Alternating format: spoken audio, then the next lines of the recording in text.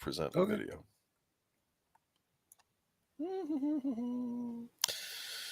Oh, well, that's not going to work at all, is it? Okay, never mind then. Hey, welcome to Geeky Geezers. I was going to say, we are live. I'm not seeing nothing. No, I don't know. It doesn't matter. It was tied to the thing I'm doing, but we'll just we'll get there for the good old days, because I'm in charge of good old days tonight. So this is where everybody clears out for the next 20 minutes. I'm sorry. Wait, what did I say? Hello, everybody. Welcome. But you all thought you were getting a good old days on Jimmy Buffett, didn't you? That's not going to happen tonight. Okay, grab your. I was going to say, I don't know how big a Jimmy Buffett fan you were, but I don't know. I feel like I've heard all the songs, though. I'll say that. Grab your denture cream. It's time for the one, the only Geeky Geezers. Thank you, D. Pensec. I'm your host, Agent Boomer. This is my co-host, Pacelli. Yeah, I'm here in case his internet kicks out, so I can finish off the show. It better not happen again, or we're going to have to come up with a solution to this, because that cannot happen again. That's embarrassing. That's unprofessional. I mean, honestly. Yeah, well, that's what happens. They'll stop paying me soon for this. I'm sorry. Wait, what? Oh, yeah, you're getting paid. No. Yeah, that's how this internet works. And I mean, for crying out loud, we're supposed to be one of the biggest economies in the world, one of the biggest nations in the world. Our internet sucks compared to like European internet. Like Eastern Europe, I hear, has some of the best internet out there, and we're like still in the dark ages. Yep. All right, Matanui, welcome. Continuing Comics, welcome. Did you ever see the show Continuum? I don't think so. You might like it. It's a science fiction series dealing with time travel. Oh, cool. It has Rachel Nichols is in the lead, so they had me at Rachel Nichols. But also, it's about a bunch of terrorists that come from the future into our present. Okay. Because they don't like the fact that there's a corporate Congress and the corporations overtook everything, so they come back in the past to kind of stop that from happening. But Rachel Nichols is a cop from the future, and if they change the past, her son never gets born, so she's there to stop them. Do you understand? Oh, sure. Yeah. And it's weird. She ends up teaming up with a young man who ends up being one of the bad guys in the far future, like one of the corporate overlords in the far future. And it's a weird show, because you're like, who are the villains? Who are the heroes on this show? Because obviously these people are terrorists. You're like, oh, they're the terrorists. But the future they live in is fairly awful. It's like a horrible dystopia. So it plays around. You almost almost feel like the so-called bad guys are actually trying to make things better, right? Yeah, so it's weird. It's kind of one of these series where, and it had a satisfying conclusion. It was one of those sci-fi original series, but it was actually rather good. And one of the interesting things about the show, though, I remember when whenever they would do some seriously altering of the timeline, they would have to get into the other timeline because the other one was being erased, or they'd get wiped out. Do you understand? Gotcha. It was interesting. So I don't know if it agreed. I don't know if it believed in this whole thing of multiple realities. I think once you create a new reality, the other one gets destroyed, or that something. It was weird. It actually sounds like a very interesting storyline to deal with in that regard, because think about it. What you just said about a group of time travelers having to jump, to not get wiped out. They're basically jumping into a new history or whatever from an alternate one, right? Yes, exactly. So they're basically you're basically saying there are alternates, but the argument is apparently that they can't exist at the same time. They like decay if a new one gets created or something. It was a fascinating little series. I know that Mr. Matchstick was looking for other sci-fi shows, and I mentioned Fringe, and I'll stick with Fringe, but he needs another one, maybe Continuum. He might get a kick out of that one. But yeah. But yeah, and you might like it too if you ever get around to watching it. It's how many seasons? I think it's like 4 or 5. It was one of those Sci-Fi Channel original series made in Canada, but it had a good cast. It was interesting. Like I said, if you're ever bored and you need something to watch, that I might recommend. But I'm going off on a tangent here. Welcome, everybody. I just said it because of Continuum Comics, because I remember the... No, it seems like a perfectly good tangent to go on. Netter was just mentioning over here the show Voyagers with, what was the kid's name? Did we do a good old days on that? I'm sure we must have done. Yeah, when you need more information, if you want to find out more about history, go to your library.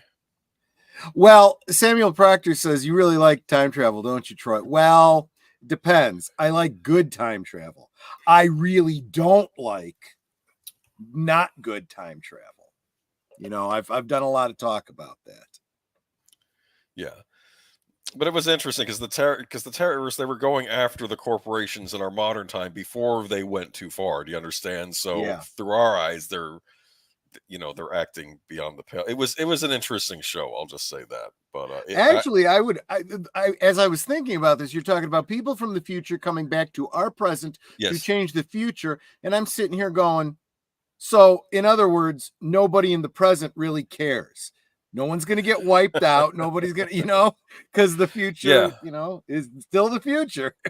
It's interesting. Like I said, it's different. But it was a decent show. One of the guys was a cyborg from the future too, so he had like super strength and stuff and Yeah. other And things. and you said it was sci-fi. Sci-fi had a tendency to do The they Sci-Fi did Channel. Yeah, they did some really good series. yeah. They did some really bad series. This was one of the good ones. I think I would argue it was one of the good ones. I But mean, there was even a series that I liked, but it wasn't as good as it ought to have been. There was a mini series they did called The Lost Room, which was ooh, interesting. really, really good. Very weird, very trippy, had to do with these very strange, somewhat supernatural artifacts. And if you combine these artifacts in weird way, I mean, okay, when I say weird, I mean it was like a Rolex watch.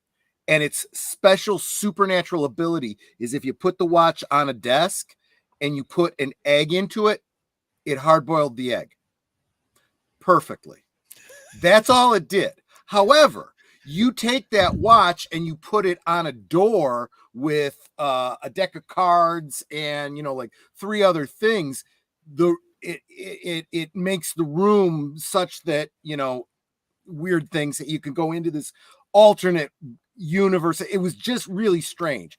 The whole shtick for the show that made it compelling was somebody, a guy who's investigating this room. His daughter ends up inside this room that's created, and when the door closes, she disappears. Now he needs to solve the mystery of these weird objects to try and get his daughter back.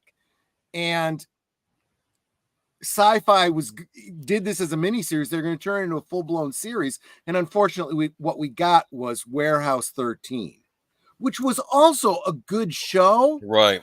but nowhere near as good as Lost Room was. Yeah. My parents used to watch Warehouse 13, but yeah. Yeah.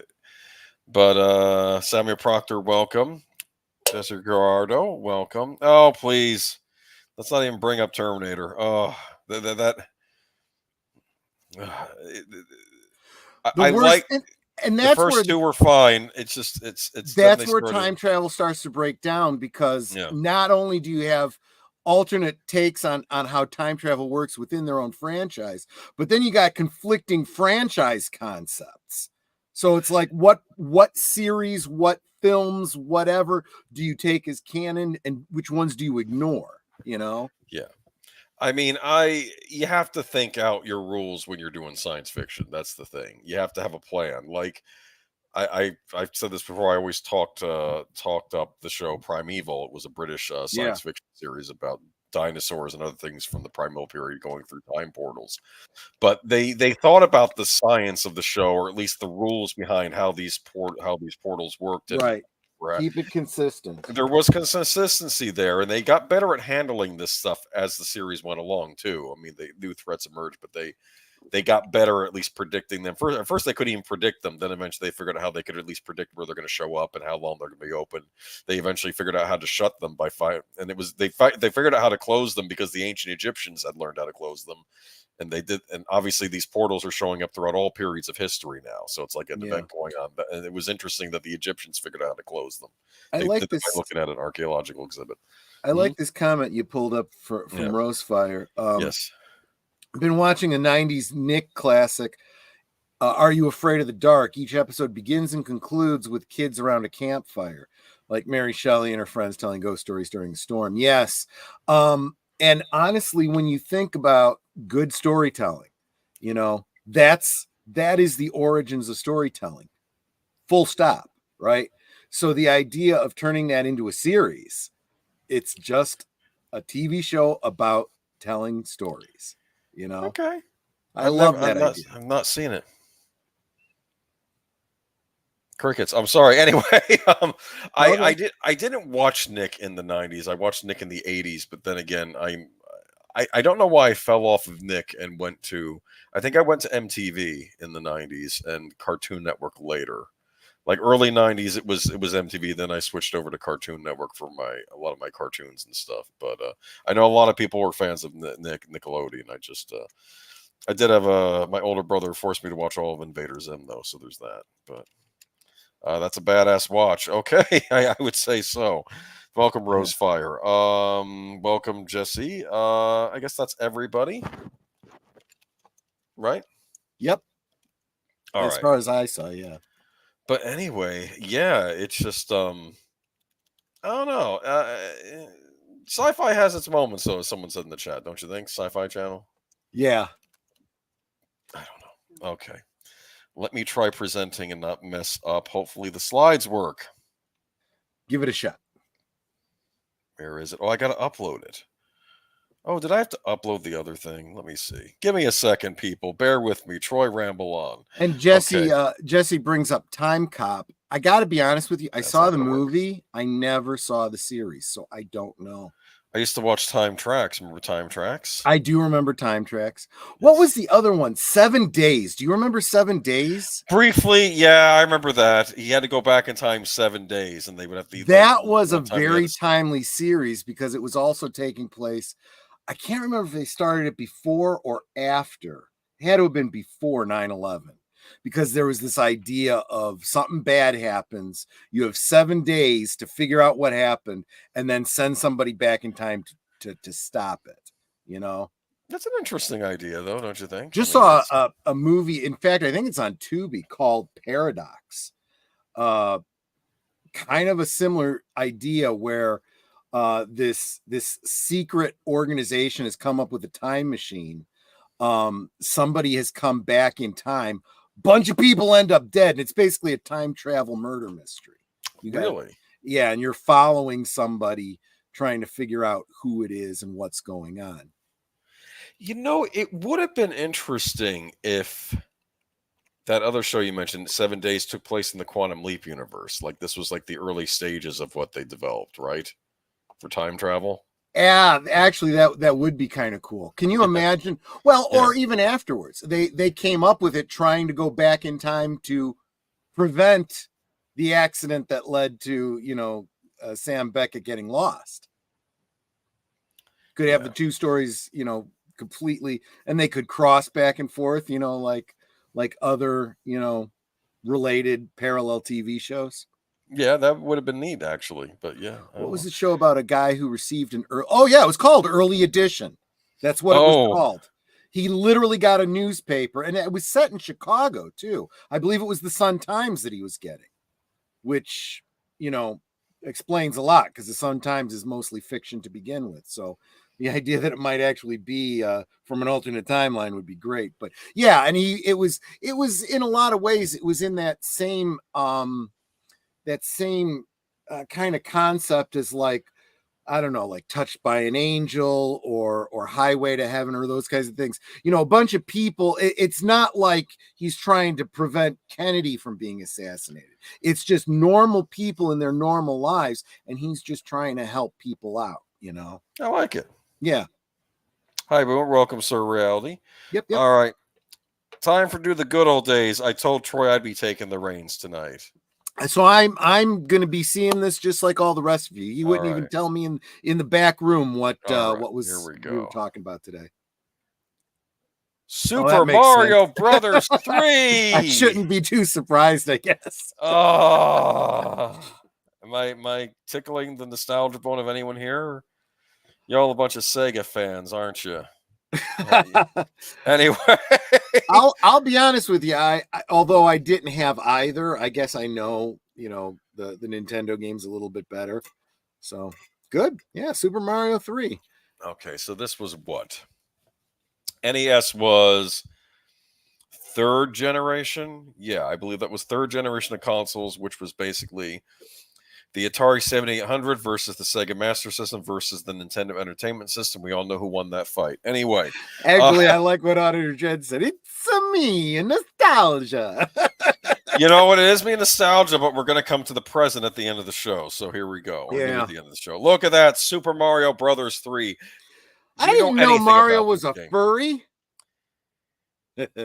Are you kidding me? Dude,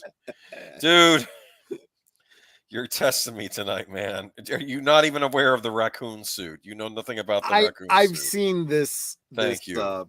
This picture All before. right. Never knew anything about what it was about, but I suspect this is what lays the groundwork for some of the stuff we'll be talking about tonight. Yeah, later on, yeah. It does make an appearance in the Super Mario Brothers movie as well that came out earlier this year. This game came what? I said, "Oh, Madonna me." This game came out in 1990. And here's the weird thing about back in the olden days before we had this thing called the internet. You had, or at least before it was accessible to regular people, I should say. It probably did exist in 1990, but who's using it, right? Maybe Troy was, but anyway. Possibly. All right, so here we go. Super Mario Brothers 3. There's a screenshot of the game. This was a huge deal. This is the movie The Wizard. Any of you see The Wizard? Yeah, I remember that movie. Fred Savage, right? Fred Savage movie. I actually saw this in the theater. We got a Nintendo in Christmas of 1989, and I remember seeing this movie around that time. I don't know if the movie came out then. And to be fair, I was new to the Nintendo Entertainment System and the Nintendo consoles. I always heard the kids talk about it. I didn't know Zelda from Link. Okay, that's how I was back in the day. But we got an NES for Christmas of '89, and my mom took me to go see this movie about Fred Savage and I believe his special needs brother that was also a genius when it came to playing video games. I think the title is a play on the Pinball Wizard, correct? Yes. Remember Tommy the Pinball Wizard? Yeah. It's interesting. I forget that young actress's name, but she went on to be in a band later on in her life, actually. So she got a second career as a musician. But all right, here we go. I guess that's what happens when your Game Boy gets blown up to gigantic proportions. This is an NES, smart guy. Oh, okay. The Game Boy, I think, did exist at that time. I got that for my birthday in '90 because I wanted a portable Nintendo. I was like, well, this thing can play little. That's another story for another day. Anyway, so this is Super Mario Brothers 3. Do you think I knew what they were looking at on the screen when I saw this in theater? I didn't. I think I'd played Super Mario Brothers over a friend's house, and I kept losing in it. And apparently, this is part 3. I always heard part 2. Everybody complaining about part 2, but here's part 3 that comes out. And here we go. That's the big picture. Look at this. There's Mario in his raccoon suit. There's the princess, Luigi. Look at all this. This is fascinating stuff. I was not even aware this game was out in shelves. I think it came out in February. I didn't even know this thing was out. I think I became aware of it in the fall because all the kids were talking about it. And when I was on the playground in middle school, I'd recently gotten a game for the NES, like my first big purchase where I finally just hunkered down and saved up a good $40 with my allowance money to buy one of the premium tier games instead of something older. So I got Tombs and Treasures, which was a neat little title. And I had Infocom on the box too. Mm-hmm. Remember Infocom games? It wasn't an Infocom game. They just slapped it on there for legitimacy. It was actually, but it was a point-click style game from Japan where you were going around looking through Mayan ruins and stuff. And it was actually rather cool. But I had this game, and a kid on the playground wanted to borrow it. So, and as things go, when you are a kid and you have no money of your own, and you have an expensive game, what are you going to trade me for to borrow it? And he said, I have Super Mario Brothers 3. So, okay. Fair enough. That's a top tier game. So he borrowed my game for a little while. I borrowed his. Sure. And rest is history. This game was fascinating. This makes it on many people's top 10 lists for the NES. It's hard for me to explain to you at the time, but apparently Nintendo at this point had created these very fancy mapping chips for the NES over in Japan, because at first they switched over to a disc-based system to attach to the NES, but then their mapping chips became so good that they were able to just make these more complex games on the cartridges. And when you start the game up, you're on a world map. and you can choose where you want to go as opposed to just starting with the level immediately. Huh. And it's kind of neat, and it's interesting. And you can go into like these little places, like these little mushroom huts. They'll have games you can play and win prizes at. Like this is a match all three Sure. of the symbols together. And here we go. It's interesting. I was doing some research on this. Apparently, this the way the game looks, it was meant to look like you were on a stage. Like when you Oh, leave, it's like okay. the curtains draw. Like I guess that was their theme. If you notice Mario there, he has those black eyes, kind of like the early Disney characters did. Remember Sure. how Mickey Mouse? He started piles, and he had the black eyes, and he got to the round eyes. I thought that was kind of nifty. They did that for this game. You get the usual power up, like the fire flower, where you get to shoot. You get to shoot. Fireballs and things. It's an underwater stage. You also get the raccoon suit, and this would allow you to fly. You had to build up speed. You had to, run really fast, and then your meter would build up, and then you could finally fly in the air for a Because brief we all period. know what good, aviators raccoons are, right? I know you probably think the flying squirrel suit in one of the later Mario games makes more sense because Yeah, squirrels can fly. exactly. Yes, but I don't care. You twirl your tail and you fly. I don't know if that's a thing in Japanese mythology. I don't know where that comes from, but it's cool. It worked. There's the frog suit gives you more abilities, and when it comes to water stages, you can swim around really good. That's a Hammer Brothers suit. You can throw hammers at things. That is the Tanuki suit, Turns you into a which ghost? I think so. It's like he turns into like in a stone statue. That's from Japanese Oh, mythology. That's the oddest power up I've ever seen in a Mario game. Is this thing, Tanuki? Yes, Continuum Chronicles. You remember that? Big deal at the time. It's funny. I was listening to a video on this earlier, though. Apparently, when they were stumbling around for ideas, the development team, which was Sejiro Miyamoto, the guy that created Donkey Kong, was part of this development team. They decided to take a trip to the United States, and they went to New York. They went to Las Vegas. I think they also went to Walt Disney World in Orlando, Florida. And there's a theory that the reason why all these different stages are different worlds, like you have the starter world, but then you have like a world where everything's big. You have another world that's a desert area with like pyramids and stuff. They think they got the idea from all the different areas in the Disney parks, and they said, let's oh, figure out a way to put this into a game. I don't. It's not been confirmed, but people theorize that's that's where they got that idea. well, keep your eyes on Universal Studios and see how it goes. Yes, well, yes. Anyway, Super Mario Brothers 3 Nintendo Player's Guide. I actually got this in the mail, and this was very neat because you used to have to do a match two card game in there. If you match two things at the same time, you'd win a prize. But without this guide, you couldn't get all of them. So Huh. you could figure out from the guide how to get every single of those prizes, and you get like bonus items. Here are your primary villains. In addition to Bowser, you also have Bowser's kids. We have Larry Koopa, Morton Koopa Jr., Wendy Koopa. Some of these are named after different celebrities, obviously. I think that's Wendy Koopa's named after Wendy Williams. She was a rock star. Iggy Koopa's named after Iggy Pop, obviously. Yeah. So Ludwig von Koopa. Yeah, I yeah, get he's it. has a Beethoven thing going on. But Lemmy Koopa. Yeah. yeah, so this there's a lot of rock references in this. I'm hoping these show up in the next Super Mario Brothers animated movie. That'll be really cool. And look at this Happy Meal tie-in. Cool.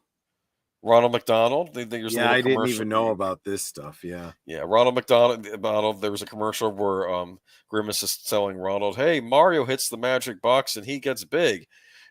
And because you see Mario eating the mushroom getting big, and then Ronald McDonald says, "Well, my magic box gives us lunch," and he punches it, and hamburgers fly out of it. Do you understand? Jeez. Then Mario's eating a hamburger. Just okay, Anyway, there was a Super Mario Brothers animated series, Super Mario Brothers 3. They're the characters.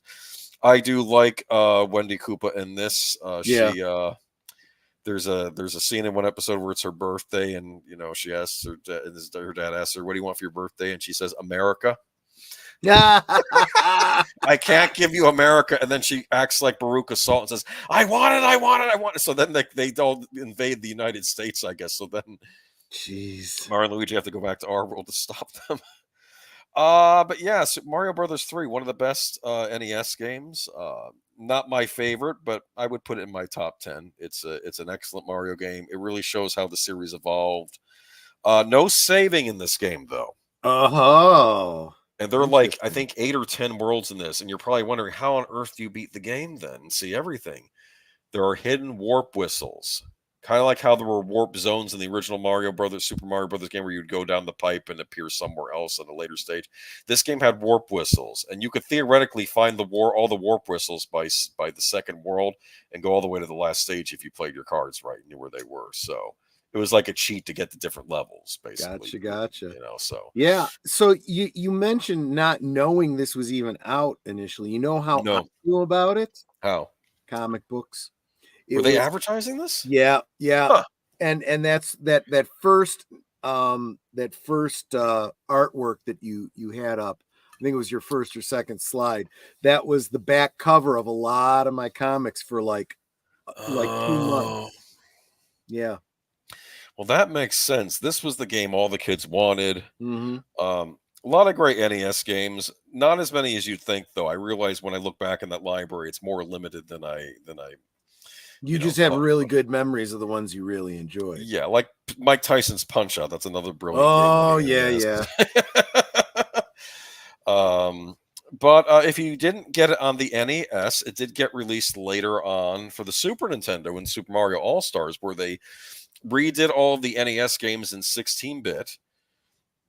And it included Super Mario Brothers 3, so you get to play a more colorful, detailed version of it. And this is pretty good. I actually say I like this version as much as the NES version. It's aesthetically a little different, but I think it works.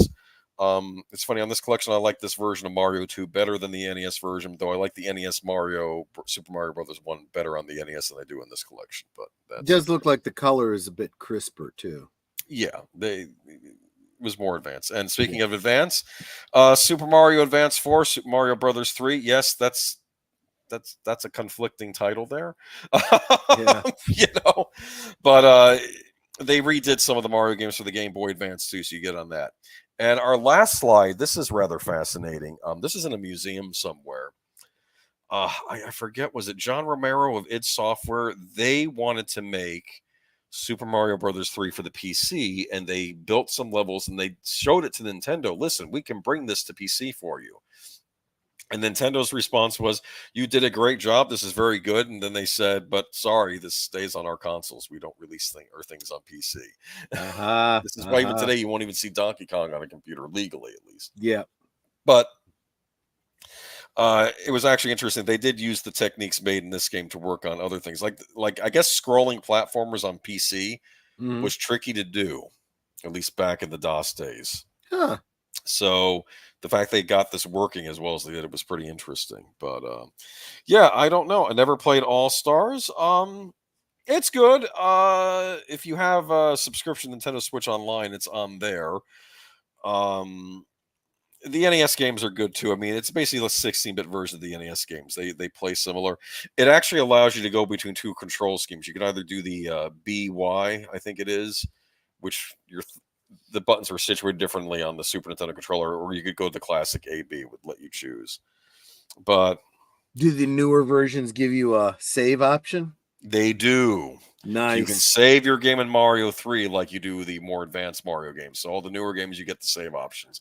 And to be fair, if any of you got the NES Classic when it came out, obviously not a save state in the original game, but you can do save states anywhere in any game on that collection. So, and of course on the Switch Online too, you can do save states as well. Oh wait, I removed you and not my slide.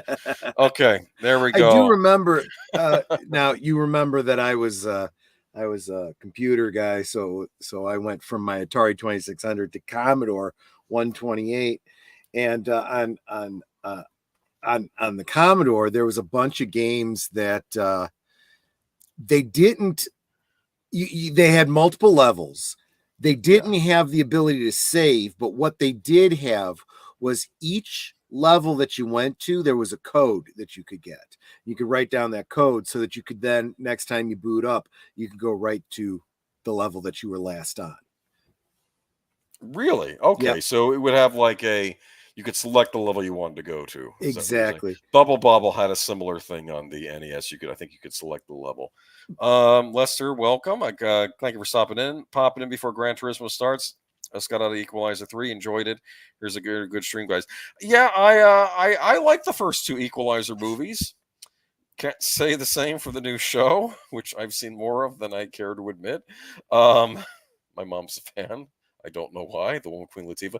Denzel Washington, though, it's fine.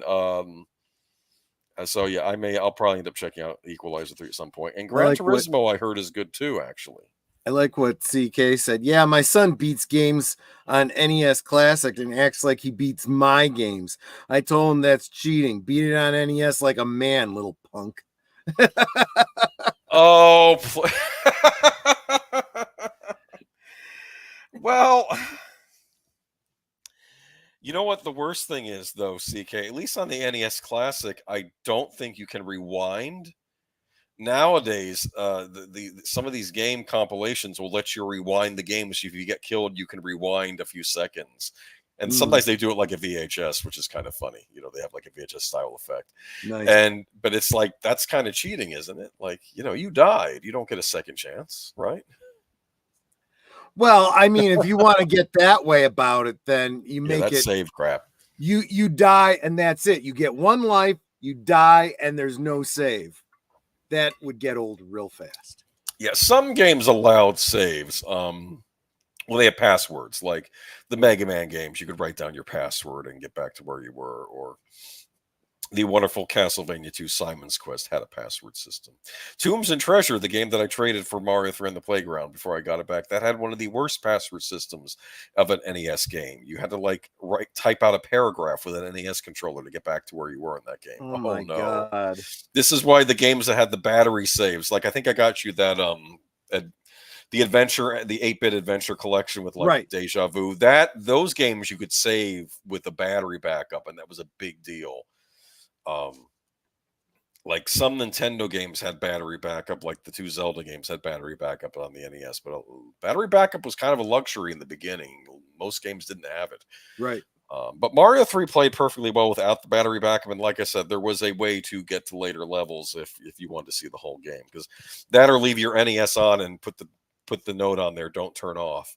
Yeah. Some people did back in the day. Oh God. Yeah. I would imagine that thing would run. Try a Mario no death run. I heard they remade Metroid and hold your hand the whole time, give you hints, directions, etc. Makes my blood boil. Continuum Chronicles, you're gonna yell at me. I think you're referring to Metroid Zero Mission on the Game Boy Advance. And yeah, I kind of liked it. I'm sorry. And yes, it was easier than the NES version. It had a map for starters. The original NES Metroid, you want to get anywhere, you need graph paper to find out where you are. You have to, you'd have to draw out the map yourself. But yeah. I mean, you guys, you're talking to somebody. Yeah. I like to rather than actually play certain games, I will watch people's playthroughs on YouTube because I'm just interested in the story. Oh, I see what you mean. 8-bit Metroid. Yeah, like I said, 8-bit Metroid was remade on the Game Boy Advance as Metroid Zero Mission. If you beat the game, it would unlock the NES ROM of the original Metroid to play on your Game Boy Advance too. That was a neat little special feature they put on there. But yeah, it was a bit easier, but I don't know. It was cool. It had 16-bit graphics in it, and it had like a comic book aesthetic to it in the artwork too, the way everything looked. So I don't know. It's a remake though. It's not the original. It throws controller. Yes, yeah. I remember throwing the controller. I forgot what game got me angry. I remember one game on the NES, Astian Axe, and I got to some level and died, and I couldn't get the higher power-up axe, and you need the higher power-up axe to beat that level. And I had to start the whole game over again to get the higher power axe and not die, and then get to the end of that one stage. That was a thing. Modern Switch graphics. Well, I don't know. But yeah, here we are in the year 2023. That was 1990. That was 33 years ago. Oh, jeez. And I think You Mario want to 3, that's a remind me modern why we game. do these good old days again? Damn it. Yes. Were you busy in 1990, still in high school at that point? Or I don't know. Were you out of high No, school at that point? 90. Well, I got married in 92. So Oh, well, I there was you in go. college by 1991. Good times. Actually, I'll say this: the PC had some good stuff going on that time too. Yeah. They were really pushing the limits with things. I wish that these old adventure games would get re-released more. I know, right? And some of them I would not even be opposed if they did good graphical interface type things, you know? Yeah, yeah. It's the 8-bit Metroid on Switch, and they fixed Samus by giving her blonde hair and a And a blue blue suit. suit. What? I'll have to look into that. I'm sorry, dude. I got to tell you something. That's been retconned. I know she was a brunette in the NES game, but she is now a blonde. Yeah. That's been changed. That was changed with Super Metroid, I think. It's funny in Super Metroid when you die, when you get killed in your suit, the suit explodes, and you see Samus, writhing in her human form before she dies. Yeah. And they originally wanted to make her naked, but they said that the Western audiences would not like it, so they put her in like a bikini instead. No, the Western audiences would have loved it. And now they give her a Zero suit, which is like a skin tight blue suit, but it works. It's nice. Okay, I am back. What did I miss? We were just reminiscing about Super Mario Brothers 3 because it sort of ties into what we're talking about later in the stream. Yeah. We try to keep it positive here on the Geeky Geezers, but unfortunately we have some bad news. Yeah. Well, tonight. Some of these you look at it and you're like, yeah, it was bound to happen. So you want to post the first article? Yep. Already done. Or should I do it? Oh, you did? Where did you do it? Oh, aren't you ahead of the game tonight? I am ahead of the game. In remembrance, Jimmy Buffett, Margaritaville dies. Yeah. Dies aged 76. As Big Al said last night, he's having a cheeseburger in paradise. You know what? There you go. Big Key West guy, right? If I'm memory serves, yeah. I've been to Key West. Have you ever been to Key West? A couple times.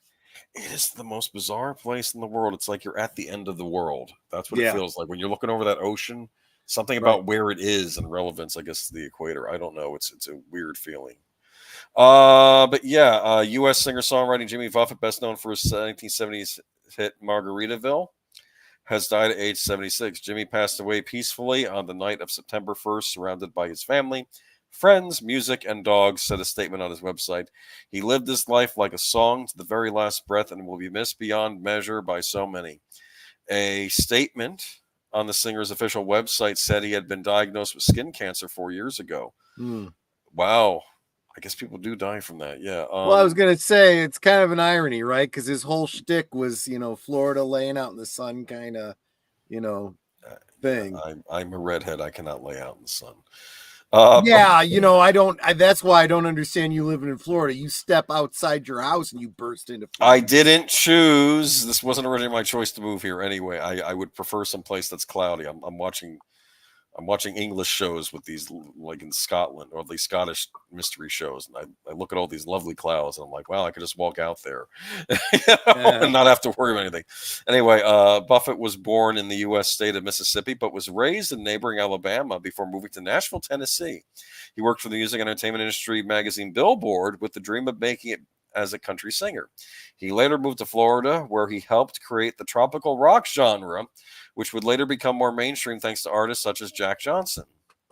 Buffett made his musical breakthrough with his 1977 album Changes in Latitudes, which included the song Margaritaville, which enjoyed 22 weeks on the Billboard Hot 100 chart. His other hits include Fins, Come Monday, and Son of a Son of a Son of a Sailor. Sorry, that's Son of a Sailor. Okay. Sorry. Buffett was nominated for 2 Grammy Awards and was a prolific artist, releasing more than 20 albums. Earlier this year, he revealed that he had recorded new work. His songs were also turned into a musical, Escape to Margaritaville, which made his Broadway debut in 2018. Buffett's music and the beach bum lifestyle he promoted earned him a devoted following of millions of fans who referred to themselves as parrot heads. Rest in Yep. peace to the troubadour of my youth, wrote One Parrot Head on X, formerly known as Twitter. So many great memories at Jimmy's shows. This is a hard one, said another. Tributes have also been made by some of his fellow musicians, including Elton John, who said Buffett was a unique and treasured entertainer who had gone way too soon. Beach Boys' Brian Wilson tweeted a picture of one of Buffett's album covers with the message, "Love and mercy, Jim and Buffett. Rest in power, Jimmy Buffett. I'm glad we had time to vibe," wrote the rapper LL Cool J. You were always and will you were and always will be a truly inspiring human.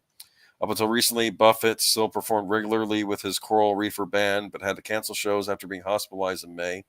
In a post on Facebook, he promised to make it up to fans once he was in shape. "I think playing is as therapeutic for me as it is for fans to listen and sing along." A statement on the singer's official website said Buffett had been diagnosed with a rare type of skin cancer called Merkel cell carcinoma. He continued to perform during treatment, playing his last show, a surprise appearance in Rhode Island in early July, it added. It says no official cause of death has been given, but we can probably surmise, right? So, Yeah. okay. Yeah, Buffett is survived by his wife, Jane, and their 3 children. So, yeah, wow. Were you surprised by this? Or did you think it was kind of not? No, I mean, yeah, I guess 76 isn't that old, but he's for someone whose whole shtick was being so laid back, he really hit the tour schedule. So, you you tend to burn that candle really hot, Well, it's a job, and you Yeah. have to take it. I guess you have to. I remember hearing Trace Atkins say once that I think he broke his arm, or like did something to his arm, like before the show started. He got on stage and played with like this broken arm for the whole thing, and then went to the hospital after the show because he was like, you're there, you have to perform for the audience. It doesn't matter; they paid money to be there. You don't. Yeah, exactly. I get that. I give him for dedication, but I guess Buffett maybe was cut from the same cloth, but I don't know. Purple bikini and green hair for me. What? Oh, you're thinking of Samus Aran. Yes, okay. Or Samus Aran. I keep forgetting it's called Aran until I heard the correct pronunciation that Nintendo gave me. Okay. I for one appreciate the blue. Everyone's talking about Samus. I'll have to do a Metroid retrospective someday. Alan Jackson, it's 5:00 somewhere. Right. We gotta. Sad we lost a lot of people to cancer lately. Continue Chronic. So yes. Yeah. But yeah. I've of course heard the Margaritaville song. If you ever go to any restaurant with a band in Florida, you will hear that song. I would imagine. It's absolutely. It's like almost a national anthem of the state. Actually, I believe the Florida national anthem was or is the Way Down Upon the Swanee River. Actually, you know that song. Yeah, I do. Absolutely. Okay. I think that at least it was at one time. I don't know if it still is. Never played Metroid. It's good. Maybe start with Super Metroid. I might argue that, but okay. Sad that Jimmy Buffett died. Seemed cool. Yeah. But okay. But yeah, rest in peace, Jimmy Buffett. Do you have any left to say? No. All right, but his music will live on. Yep. U.S. entertainment shares slide as Disney charter squabble over cable fees. Mm-hmm. Do you ever get the feeling that like American culture is just disintegrating in front of your eyes, and there's going to be nothing left in like 10 years? I've seen it coming for a while. I just am watching it play out now. I keep hoping one of these other studios will take on the reins. What's going to end up happening is Disney is going to. It is going to go under if they don't change something very soon, and other studios will buy them up in pieces. Okay, New York, September 1st, Reuters, shares of several U.S. entertainment companies, including Fox Corp, and I'm assuming, what do you mean Fox Corp? What is that? Wait a minute. Is that the Fox studio, or is that the movie studios? Because that was bought up by Disney. Could be. That's not. Is that the news organization? I have no idea. Because that's that's not entertainment. That's news. What is Fox Corp? I should have done research before the stream. Never mind. Anyway, and Warner Brothers Discovery Inc. were dragged down on Friday by a dispute between media heavyweight Disney and cable provider Charter Communication over television distribution fees.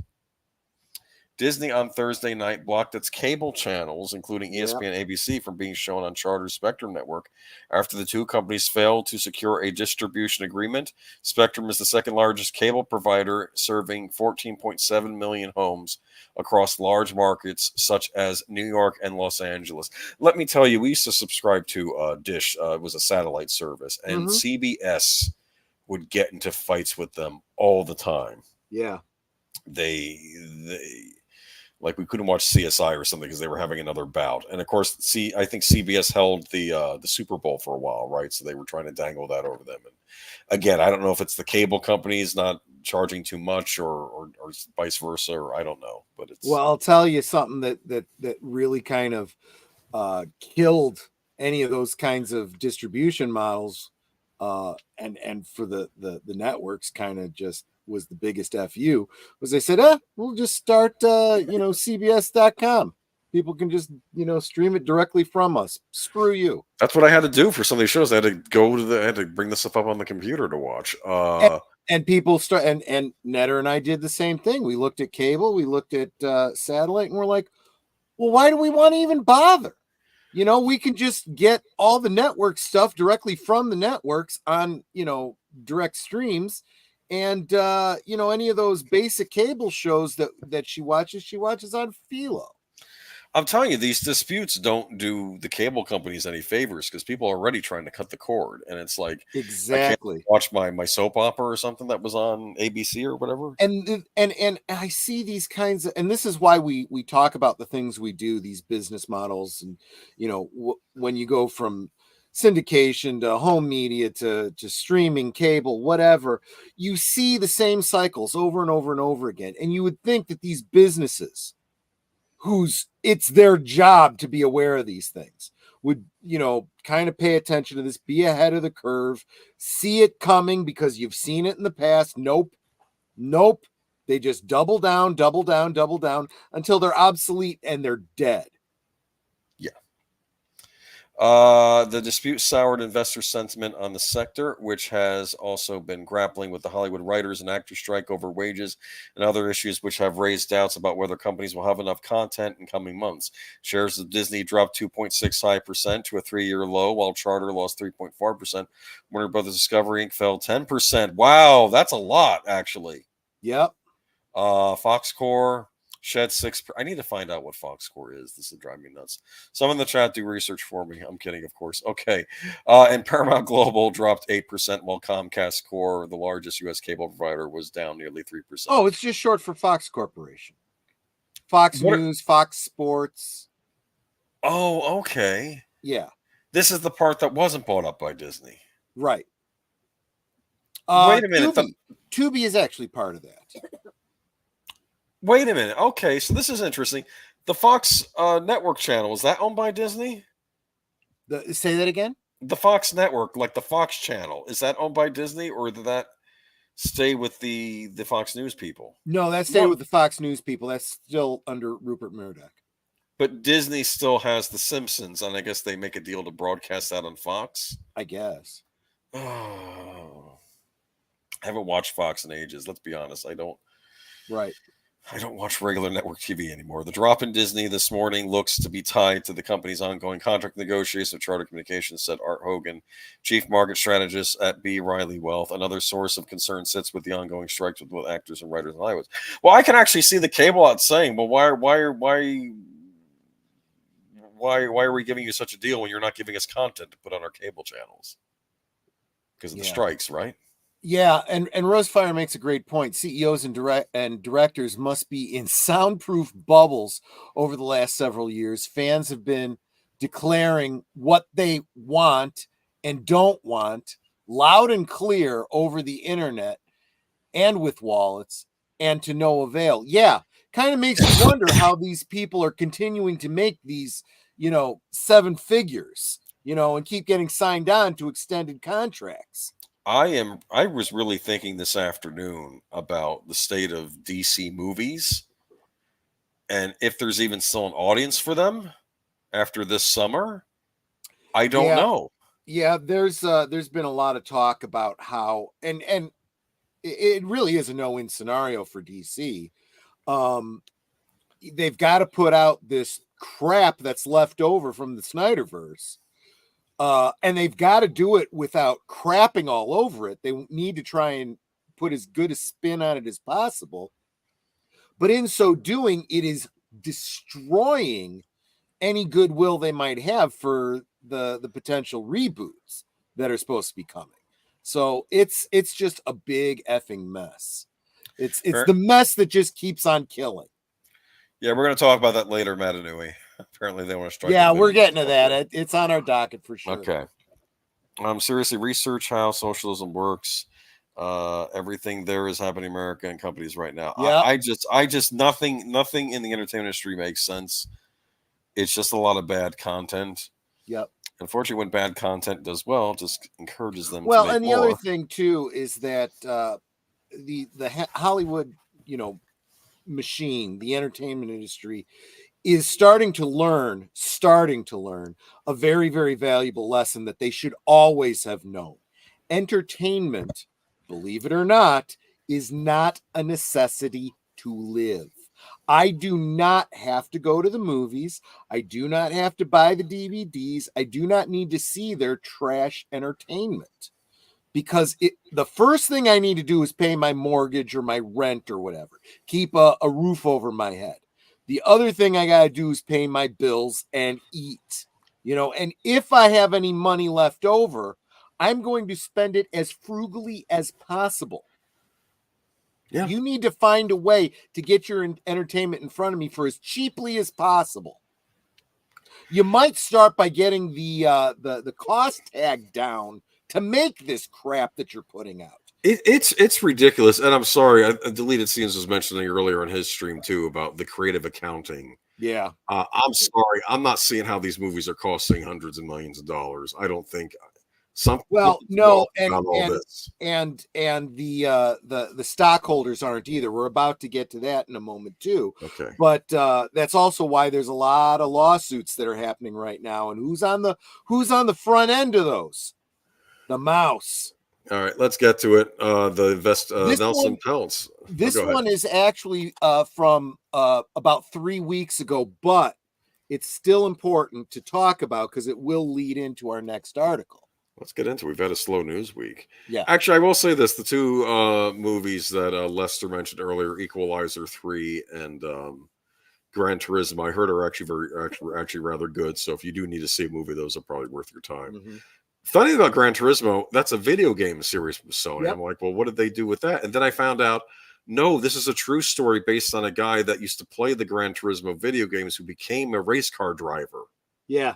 So I think that's kind of neat, actually. It's got Orlando Bloom. In a way, kind of like how Tetris is about the making of the game Tetris. Yeah, it's like a reverse, though. It's like the guy learned how to race on the game and then did it for real. Because apparently those Gran Turismo games are fairly serious racing sims, And, I've heard some great stories about people that became pilots after having played Microsoft Flight Simulator for years. I need to pick that up on the Xbox at some point. I've heard good things about Flight Simulator. What's interesting? I went to a military museum in a neighboring town, and they had a thing where you got to it's as real as it can get without actually being there, like go and try and land a plane on an aircraft carrier. Oh, wow. And it was like the control schemes or whatever was like the actual things you'd have in the pilot's seat. And I had to land my plane on the aircraft carrier. And I had to listen to the guy give me instructions of how to do it, but I did it and I landed. And I said, "How'd I do?" And he says, "Better than the last guy. He landed in the woods." That's what he said. So I landed my plane on the aircraft carrier, so I felt good about that. And they had like a gun range where like it was fake guns, but they were supposed to feel real, and you had to shoot those too. It was neat. It was a neat little. You never know what's in your home area. You should investigate. You can find some neat things sometimes. But what was I saying though? I could lay it out if we had more time. Oh, I see. Well, that might be a stream someday. Peltz Mouse 2024. I'll stop. You post the link? Yep. I missed it. We've had some chat since then, though. Because I've been talking about I like the first two Equalizer movies. I thought they were rather good. I mean, I like the old show too. The only thing I didn't like about the Denzel Washington Equalizer movies is they didn't include that intro from the old show, the music. That had the creepiest intro I'd ever seen on a television series. Oh, yeah, I remember. The Equalizer. It had that weird music, and you see all these horrible things happening to people. Like, it's almost like you see the beginning of something bad about to happen, and then it cuts, and it keeps cutting, and then you see the Equalizer standing, and it's like it was just a really awesome intro to like opening for a television series, because it's very dark, but if you think about it, you don't really see anything happen, but your mind plays into what you think is going to happen to these poor people, that need help. The best way. Well, it's the Alfred Hitchcock concept, right? Exactly. Yeah. You don't show it, you infer it, and you can never do it as well as the mind, fills in those blanks. I agree. Activist investor Nelson Peltz grew Disney stake in Q2. This is interesting. Down but not out, I'd say. That's what I first thought when I saw this, because I felt like they were trying to like they gave him some acquisitions. Remember a while we've been talking about him for a while now. Right. But he made a deal with them. He basically said, look, because he had wanted to get on the board, and he's like, I'm gonna come and I'm gonna make you guys profitable. And they convinced him not to by saying, we promise that we'll be profitable by the end of the year. We'll start putting out dividends. Yeah. He says, okay, I'll be watching. He actually said that in an official public communication. I'll be watching. And we're coming up on this last quarter. And after the last earnings meeting, earnings call, it was very clear, even though they said, yeah, we're still going to do it, there's no logical way it's going to be possible. In this quarter, the only reason they are still functional is because they had a massive amount of layoffs. And even people calling in were like, okay, great. You had a bunch of layoffs. How is that sustainable? What are you going to do going forward? And there was a lot of double talk. And I had said, and I need to start keeping track of, the predictions that I make so that we could pull them out at a later date. But about a year ago, when we were talking about Nelson Peltz, I said, you watch, he'll be back, because he's using the phrase fiscal responsibility. That means eventually lawsuits. Yeah. So activist investor Nelson Peltz has increased his stake in the Walt Disney Company after dropping a proxy fight against the entertainment giant earlier this year. According to the 13F filing with the U.S. Securities and Exchange Commission, Peltz's firm Trian Partners held 6.42 million Disney shares, valued at $573.6 million as of the second quarter of 2023, up from 5.92 million shares in Q1. A spokesperson for Trian did not immediately return the rap's request for comment. Peltz and Trian ended the proxy battle against Disney in February after the company announced it would be restructuring its business and launching an effort to reduce costs by approximately $5.5 billion, including the $3 billion on the content side, another $2.5 billion on the non-content spending. That effort has included layoffs of 7,000 employees and content write-offs. So that's referring to Willow and other things disappearing, correct? Yes. And some other things we're going to get to in a later article. Okay. We made important management changes and efficiency improvement to create one of the more cost-effective, coordinated, streamlined approach to our operations. We aggressively reduced costs across the enterprise, and we're on track to exceed our initial goal of $5.5 billion in savings. Disney CEO Iger told analysts on the Disney's third quarter earnings call last week, I'm pleased with how much we've gotten done in such a short period of time, but I also know we have a lot more to do. So now he's turned into a hatchet man. Is that what I'm basically seeing here with Iger?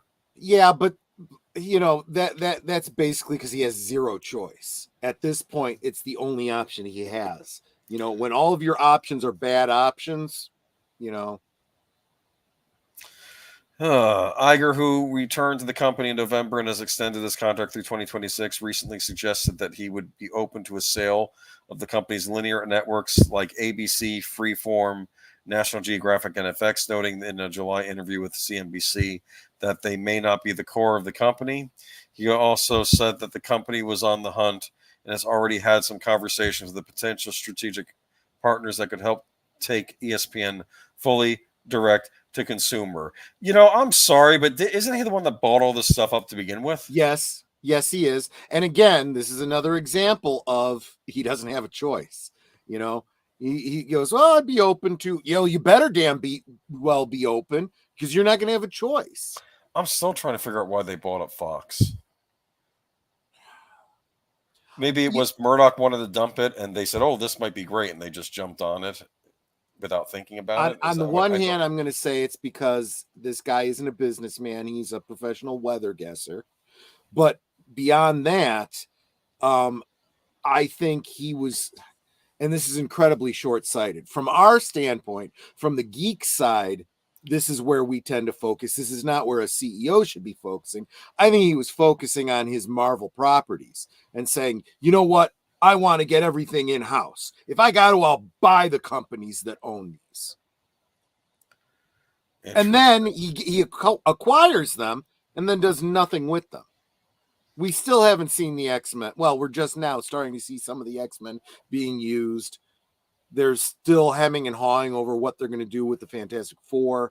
It's like, well, congratulations. You nearly bankrupted your damn company to get Fox, and you're not doing squat with what you got from Fox. And I don't just mean Marvel. I mean all the movies that are just sitting and languishing. Did you know that 20th Century Fox had home video distribution rights to the original theatrical Star Wars, which may be a theory as to why we got those special editions later on?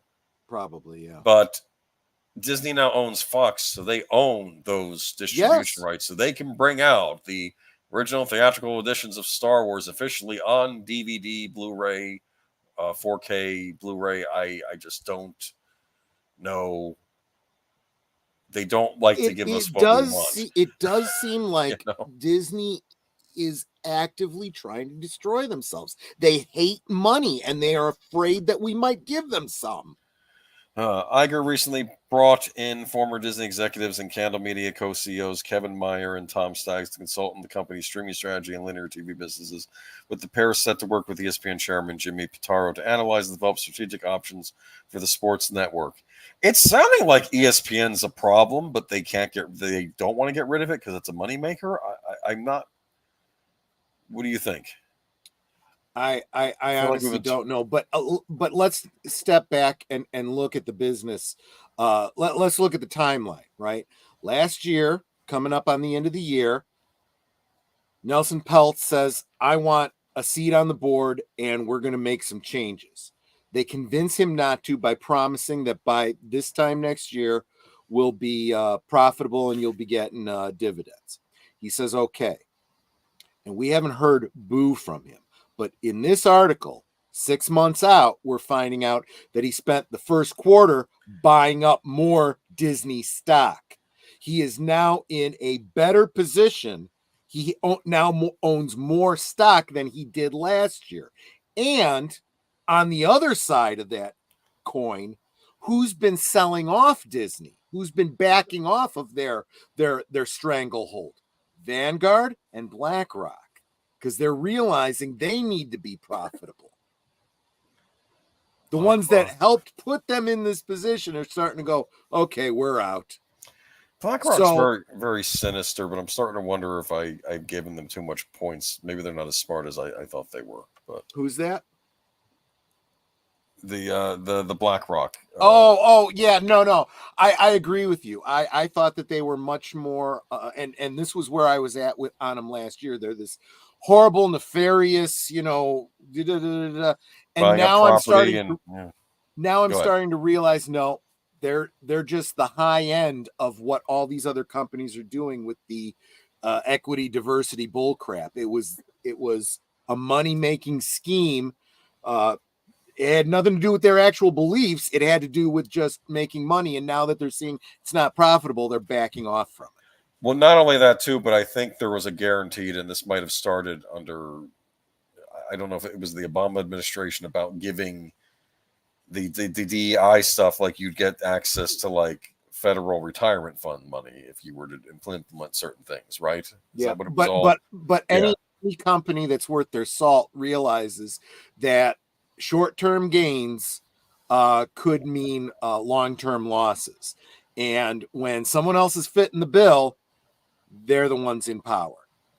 This is what well, I tell everybody.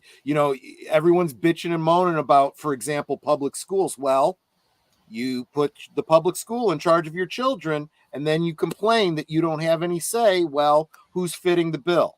The person fitting the bill is the one that gets to make the calls, And when you yeah. start taking government handouts, government then comes around and says, oh, and now you're going to do things my way. People weren't aware of all the school stuff until the pandemic happened, and they were able to see what their students were listening to in the classroom. Well, and I just say that's your own fault for not paying attention.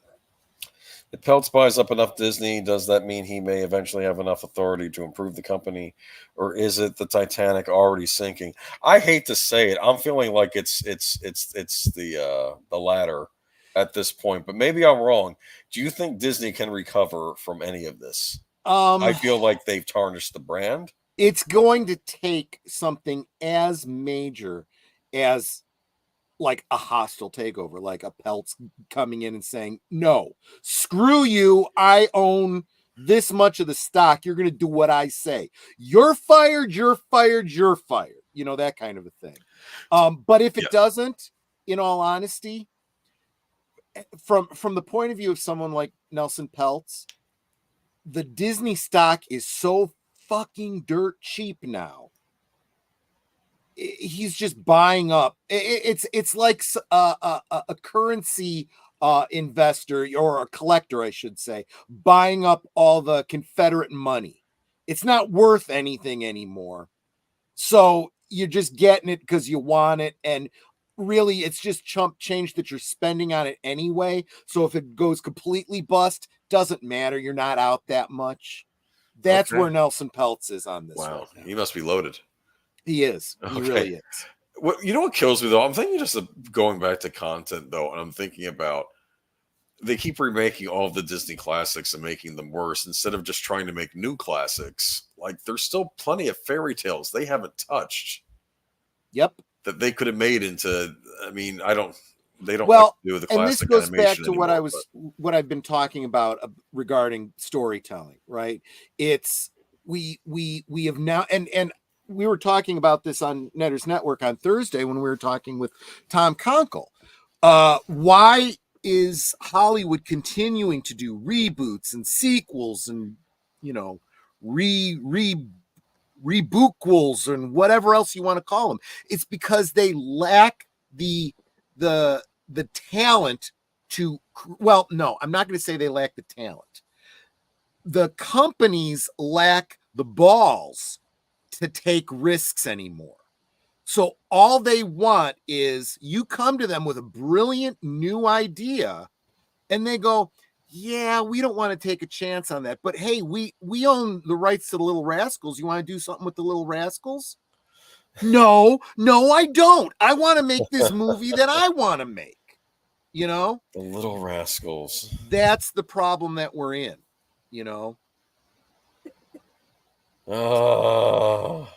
I don't think you get away with the Little Rascals today. How would you sanitize the Little Rascals? You couldn't. I don't know. It's not even about.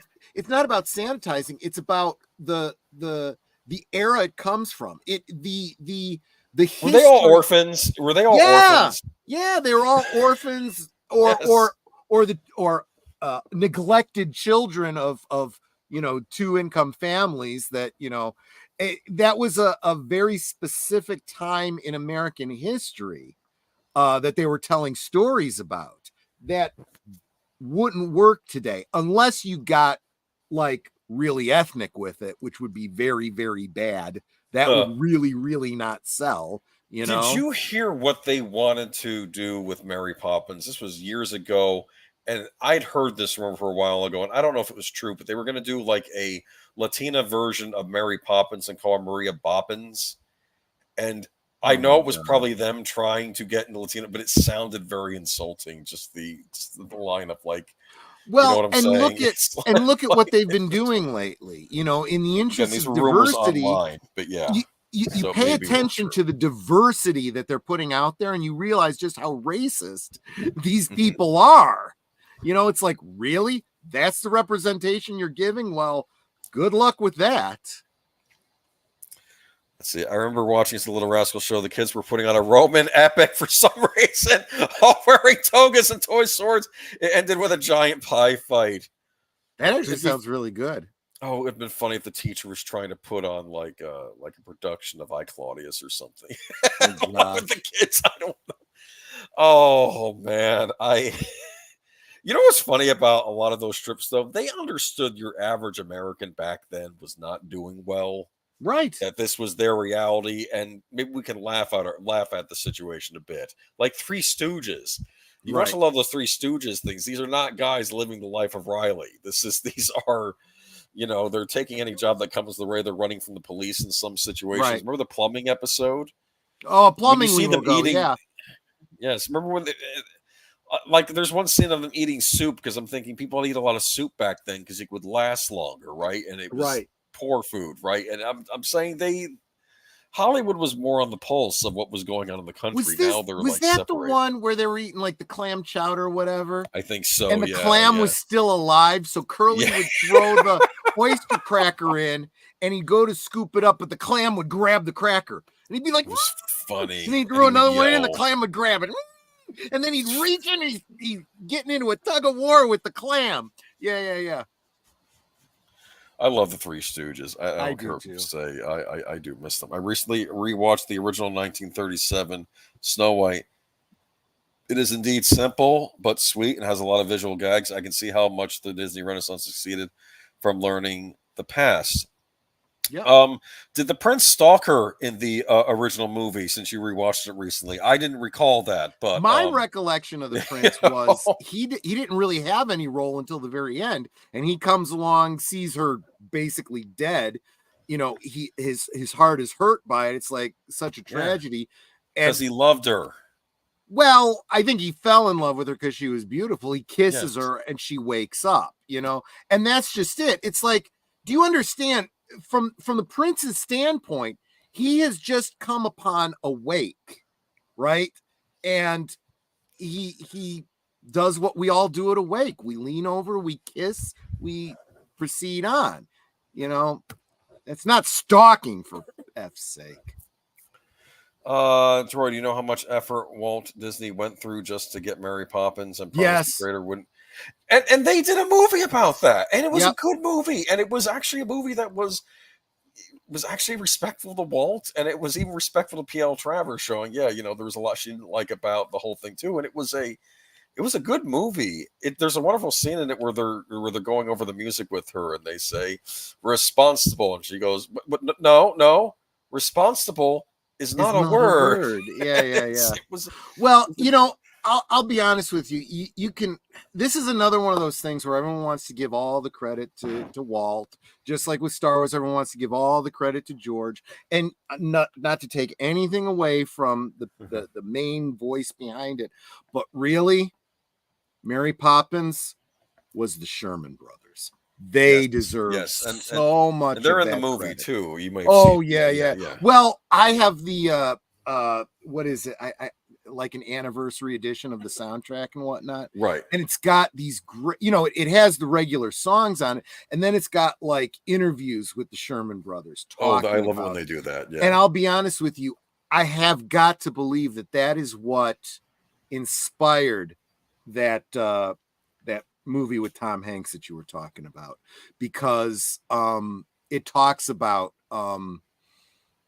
I get teary-eyed just hearing the Sherman Brothers talking about tuppence a bag, and how even years later Walt would just be wistfully looking out the window and just ask him to play it for him. I don't know, man. But it's a great movie. Yep. I do miss it. But here we go. More investors sue Disney over Chapek era costs and reporter. And I would argue that is a spin doctor thing that they're saying the Chapek era costs? Because I bet you no investor cares who was in charge at what time. All they're looking at in their case is we're losing money, we're sick of it, we're going after you for it. I told you more than a year ago we were going to start seeing these kinds of lawsuits, and here they are. So you're saying money talks and bullshit walks, basically. Yep. I want to say something else too, though. Remember years back when Bob Chapek came in and he put Susan Arnold in charge, and Midnight Center's talking about it, and I could be wrong. I think Kemba Pasha was on, and he was saying, "Oh, this is going to be a big change for the company, right? And it's going to be a, they're going to do it." And then I remember Tom Connors was like, "You know what? All these people are the same. It's not going to change anything." And I think Tom ends up being right now. Yeah, I think Chapek was a disaster. There have been a couple times that Cameron was on. Tom and Cameron got into a bunch of, kind of heated exchanges. Yes. And it turns out Tom was 100% right. I knew it at the time. And honestly, maybe I shouldn't be getting into this, especially on someone else's stream, but I'm sorry. I don't follow Cameron anymore. He has some good insights. But unfortunately, I think he overestimates his insights, and a lot of his stuff has not panned out the way he thought it would. And if you pay close attention to the people following the money who don't have the same insights but are just looking at the numbers, they tend to be right more often than his gut instincts. So I'm just saying.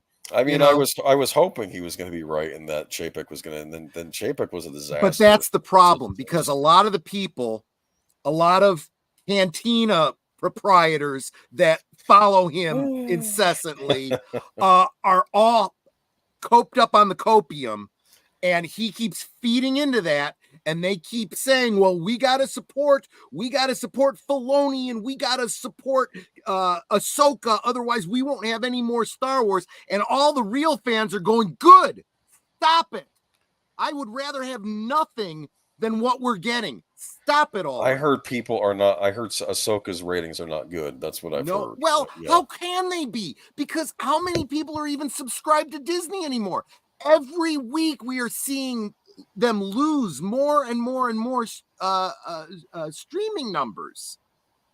So when you hear a number like, the first 2 episodes of Ahsoka got 1.2 million. Oh, that's wonderful. That must mean every single damn person who subscribes to Disney Plus is watching it, because that's about all they have left. I'm starting to think that streaming is not as profitable as everybody thought it was going to be. Nobody thought it was, except the dumbasses that decided to go all in on it. Chapek did. Let's bring us to this article. Yeah. Go ahead. Another group of investors has sued the Walt Disney Company over reports that were made during the tenure of then Disney's CEO Bob Chapek. The suit alleges that Disney lied about losses incurred by Disney Plus, its streaming service. It says that this was done to make it look like Disney Plus would achieve its goal of being profitable by the end of 2024. The investor lawsuit says that Disney has a scheme to inappropriately shift costs by debuting titles that first aired on Disney Plus on traditional linear television. This then allowed for the movement of marketing and production costs. The complaint was filed on August 23rd in California federal court. This is the third known lawsuit that accuses Disney of the same cost-shifting scheme. It also accuses the company of a scheme to obstruct the deal between TSG Entertainment Finance and the 20th Century Studios, which Disney owns, to prop up Disney Plus and inflate its stock price.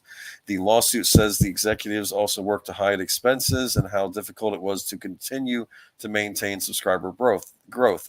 This came as Disney incurred staggering costs to create content for the streaming service. Former Disney CEO Bob Chapek, content executive Kareem Daniel, and former CFO Christine McCarthy decided to air The Mysterious Benedict Society and Doogie Kamaloha, MD, on the Disney Channel to make the streaming service look more successful than it actually was. Disney Plus has exceeded our widest expectations with the 86.8 million subscribers as of December 2nd, and that the success of the platform bolstered our confidence in its continued acceleration toward a DTC first business model, Bob Chapek said in December 2020. Chapek repeatedly said that Disney Plus would be profitable by the end of 2024. This forecast an astounding threefold increase from prior estimates without any degradation in expected profitability for the segment, the lawsuit says. The picture did not continue to be that rosy. However, in 2021, subscriber growth began to slow. The following year, Disney reported that it had missed analysts' estimates by wide margins. This happened in revenue, sales, and earnings. The fourth quarter of 2022 saw Disney's direct-to-consumer businesses see a loss of $1.47 billion, up from $630 million lost the previous year during the same quarter. This led to Disney stock plummeting by 13%. The company also reported a decline in its average revenue per Disney Plus subscriber as more customers subscribe through a discounted bundle with companies' other services. Yeah, this is them giving it out for free. Yeah. Notably, this bundle offering made up about 40% of domestic subscribers, confirmed Disney was relying on short-term promotional efforts to boost subscriber growth. Let me pause you right there, because it does bring up a very good point that I want to make about streaming. Okay, and it goes back to what you said going into this article. You know, so many people thought streaming was going to be the thing, right? And it's like, why? That's like saying I'm going to put in a bunch of change machines, and I'm going to keep putting out more and more change machines so people can put in $1 and get back 4 quarters, and I'll be rich. They're so popular. Well, you keep breaking even. Well, I guess we got to put out more machines. That's what streaming is. Once you have a bunch of people streaming, doesn't matter how much content you put, you don't make more money, and you keep spending more and more money with bigger and bigger budgets to make grander and grander shows, and you aren't getting any more dollars in. Where do you think you're going to get the money from? You know, it's like trying to pick yourself up by your belt. It doesn't work. What has been a hit on Disney Plus? Mandalorian seasons 1 and 2. Those were a hit. If they had been able to keep that quality going, it still wouldn't have. I'm saying though, it would have slowed it down. It wouldn't have helped, because unfortunately, again, they already had hit their plateau of people that were going to subscribe to them. And you're right, as the quality dropped, well, people just abandoned the platform, but they weren't going to get more people subscribing. That's the problem. If they wanted more money, they needed to put more into marketing. They already saturated the Grogu toy, market, but where are the DVDs? Well, check out, Friday's last Friday's last call to talk more about that. Yeah, links in the community section. But for crying out loud, that's not even touching. That's not even whispering and blowing a kiss at the tip of the iceberg that they should be making money off of. They didn't anticipate anything. I still am furious over the whole Gina Carano situation, even beyond just her unfair treatment. She was a big star of that show. And this is where I do think it takes someone like Nelson. She was becoming a household name, and she was already a known quantity before she started acting. She was in Women's UFC, I believe, and I'd known about her for a while. It takes somebody like Nelson Peltz coming in and using a phrase that's gotten real popular, the adult in the room, to come in and say, what is your business model? What are you planning to do to make money? This is a business. Businesses make money. How are you making money? And when they start doing the double talk and bullshit, he's got to just say, stop, just shut up. You have not answered my question. What are you doing that is going to bring in more money? Not shuffle cookies around on the plate. Make more damn cookies. What's the deal with Ahsoka? I don't know if you've seen any of it. I've seen clips. I've only seen clips. And going back to something Matanui said, I got to scroll back up to find it. He said, kind of sucks. Ahsoka was actually a decent character till recently. I'm going to tell everybody, pay very close attention. Those of you that are big Filoni fans that really loved Rebels and Clone Wars and all that kind of stuff, I'm sorry. His stories that you may have enjoyed as cartoons do not translate, or let me rephrase, are not translating as live action. Okay, because I'm hearing this, and from what I've seen, I agree. I see the Ahsoka arc, right, where they didn't like Ahsoka. She got humbled. She's learned, she's matured. She's grown. She's had this character arc. The character we are seeing now, played by Rosario Dawson, is not the Ahsoka that we saw in the cartoon series. She is, and this is not a slam on Rosario Dawson. I'm sure she's playing it the way she's being directed. She's playing it like a ham sandwich.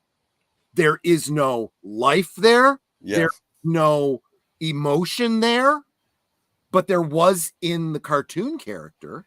I can tell this from just from the trailers I saw. I said the acting seems very flat on the show. Yep. That's what I was seeing. And I know these actors can act. I've seen them Yes. in plenty of other movies and series. They're good actors. But something about this just wasn't coming through. It's almost like it's like the old joke about the old Super Friends, how all the dialogue could have been coming out of any one of the characters, right? Because they didn't have any personality. Exactly right. And yeah, it's very unfortunate that and I watched those cartoon series. I enjoyed them. They were fine. But now the other side of it is, if you didn't watch all of those series, you have no friggin' clue what's happening. The first 2 episodes of Ahsoka were basically there to sum up major segments of the show Rebels. They end the second episode literally where the show Rebels ended. And the people that saw Rebels are like, okay, I've already seen all this. You're basically reenacting large segments of the show with live actors. Okay, let's move this along. And that's the other side. Let's move this along. They're turning things that should be a 2-hour movie into these 10, 12 episode series, and people are going, well, why do we have these long segments of these characters walking along and not even friggin' talking? They're just walking. There's no dialogue. There's no character development. There's no progression of the story. You watch Star Wars. If you see them walking along, there's dialogue happening, and there's a line or two that tells you a whole bunch of, or there's stuff going on in the background that's of significance. That's important. Yes. I mean, just think about Luke and the folk coming into Docking Bay 93. You came in that. What a piece of junk, Well, it's a make 0.5 pass like kid, but we got to get moving. Boom! Suddenly there's a shootout. I mean, there is just no time where you're sitting there going, just can we move this along already? Not once. That's what made Star Wars. That is not what I've been seeing in most of The Mandalorian. Definitely not in Obi-Wan. Definitely not in Ahsoka. And then you wonder why people are going, and then you got a few pixie dusters going, well, I really enjoyed it, and we got to support it, otherwise we're not going to get any more. Let's see. After Rebels, I was hoping Sabine and Ezra would reunite and get married. A Mandalorian Jedi alliance to heal the wounds of their people's conflicts, but won't with an outcome. No. Yeah, because there's no romance between a man and a woman. I guarantee you that at this point it's going to be Sabine and, I don't know, Ahsoka or something that are going to hook up. That would be disturbing, since one's the teacher, supposedly, the master. That's... Well, that's the other problem too, right? You got Sabine, who's absolutely not force sensitive, suddenly becoming force sensitive. It never was announced on the old show at all. The force was always is in all living things, so everybody is attached to the force, and I'm sorry, this is the same thing that comes down to what is it? Syndrome in The Incredibles. When everyone's special, nobody is. So they just killed the force. This comes from the whole. This was hinted at in the Rian Johnson Last Jedi movie about the force is everyone. No, it's not. Or there's the force sensitivity is not in everybody. Yeah. I think they made a point that maybe Finn could have had some force sensitivity, which made some sense because he was able to fight off Kylo Ren for a little bit. That would have been cool. That was yeah. But that doesn't mean everybody is. If anything, that just makes him even less special. And let's face it, Finn was done so dirty by those He was supposed to be the main trilogies. character. I also noticed that any kind of romance between him and Ray didn't happen, and I have a nasty suspicion as to why, because I think Ray was the Kathleen Kennedy self-insert. And let's not go into that because absolutely, Finn was done dirty in those movies. Yes, you know, everybody thinks, oh, we're negative. I went into those movies with an open mind. Yep, I did. Even after Force Awakens, I went to Last Jedi with an open mind, and that was the disaster that it was. And I was like, just. And then I saw everybody online reacting to Last Jedi too, and I knew I wasn't alone. Yeah. And this is why I'm here today.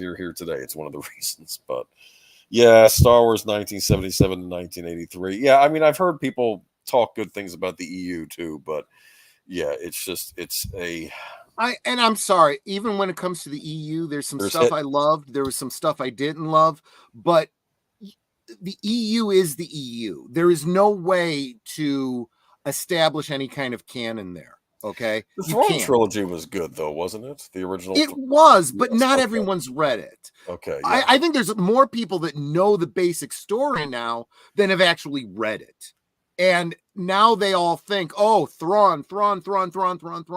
You're not going to be getting anything like an adaptation of those books you loved so much, people. So just give it the fuck up. Can I have a question for you two? And this doesn't make any sense to me. Why are they still dicking around in this time period in the Star Wars universe? Why isn't it like 100 or 200 years later in the Star Wars timeline? I mean, because they need to. They need Luke, but they don't like Luke. That's what I don't understand. And it's not just Luke. It's the original. It's the original trilogy. Look, the whole jump in the first place to where they were in the sequel trilogy, they did zero job of filling in how they got there.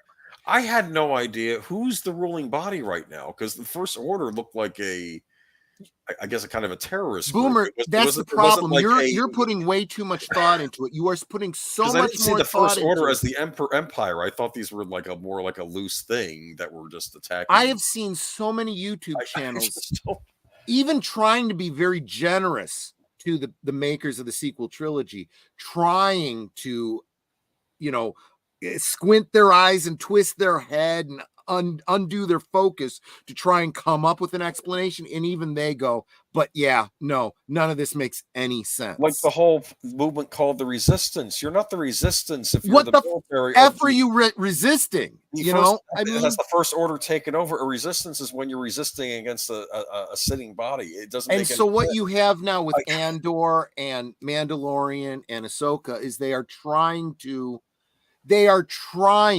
to explain what happens after Return of the Jedi and lead us through those 30-some years up to the sequel. But again, listen to that last part of what I just said. It is to lead you up to the sequels that everyone freaking hates. And through us planning out and doing all this stuff ahead of time, we'll make the sequels better than they actually were, because we'll fix a lot of the problems by explaining things away on these series. Actually, it's worse than that, Stephen. They're not just retcons. They are patches over leaks is what they are. They're like, how can we find people like Thrawn? Let's grab Thrawn. Oh, they love the Rebels and they loved Ahsoka. Let's use her. And let's grab all these things from the EU that people loved, and we'll try to shore up all these holes in the dam. That's what it really is. Troy, did you know the Yuuzhan Vong were supposed to come out in a later season of David Filoni Clone Wars, but thanks to Disney, we didn't get that. I'm glad, because that's one of those things that I hated. But we're getting just as bad now, because now we're no longer in a galaxy far, far away. We're in galaxies, plural, far, far away. Yeah. Okay. So anyway, what do we think though? Where are we though? You think they're going to succeed in suing? Disney has not commented on this new lawsuit, and most likely I would say let's just go ahead and jump. Well, I cannot drop the link. The link is too damn long. It's from Bounding in the Comics. It's friggin' Bounding in the Comics. There's the title, people. Look it up for yourself, because unfortunately, their links are more than 200 characters long. I'm not even joking. Sometimes they're the only place to get certain stories. That's why we have to use them. But yeah, do better, guys. Okay, Disney Plus access gender swap Doogie Howser reboot. Doogie Kamaloha Yeah. MD drops already filmed the Spiderwick Chronicles adaptation and reimagined Captain Nemo series Nautilus. Here's what I don't understand. This is more crap that they made that they know nobody wants, and they're going to try and take a tax write-off on. If you want to make a show about a young girl prodigy doctor in the modern day, you can do it. Just don't call it Doogie. Don't. Yeah. Well, this is what I was saying earlier. They can't bring themselves to do that. They you come to them with a story like that, and they go, "Oh, that's kind of like Doogie Howser, so we'll call it Doogie something else." No, I don't want to series anyway.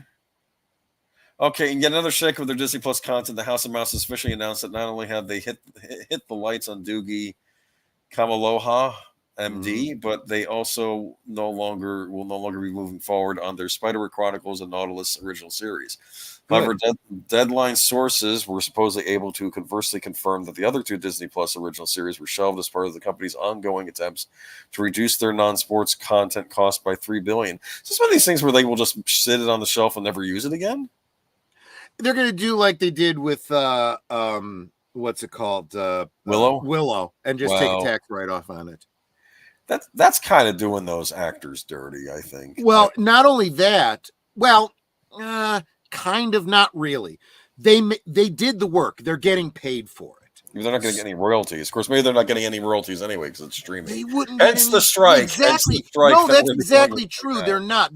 So really, they're not losing anything on this, except they kind of wasted their time if they thought that, especially the younger actors that thought, oh, well, this will be my opportunity to be seen and get known. And, no, I'm sorry. That's not what this was. This was a paycheck and you're done, Okay, so we have to be better at curating the Disney and the Pixar and the Marvel and the Star Wars of it all. Disney CEO Bob Iger explained in his initiative during the company's Q1. Well, I'm not arguing with him there.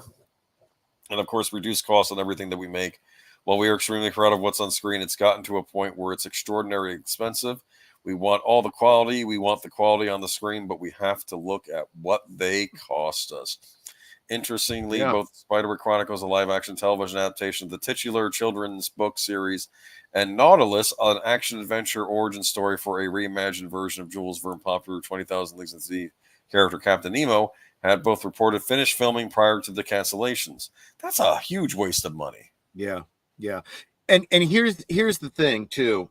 They're so quick to point the finger at us istophobes for not liking their reimaginings, their swappings, and their alterations.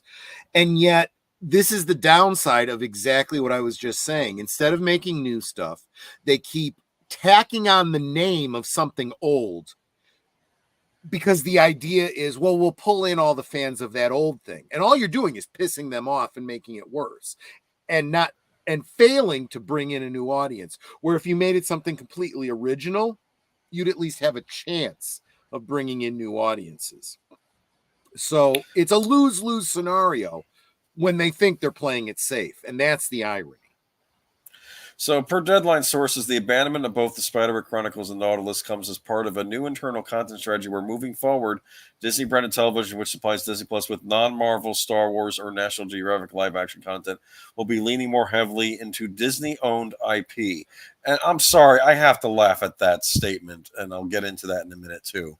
To this end, it should be noted that neither the source materials for Spiderwick Chronicles and Nautilus are owned by Disney, the former being owned by Simon & Schuster, whose parent company Paramount Global also produced the series' previous 2008 film adaptation, and the latter being considered public domain.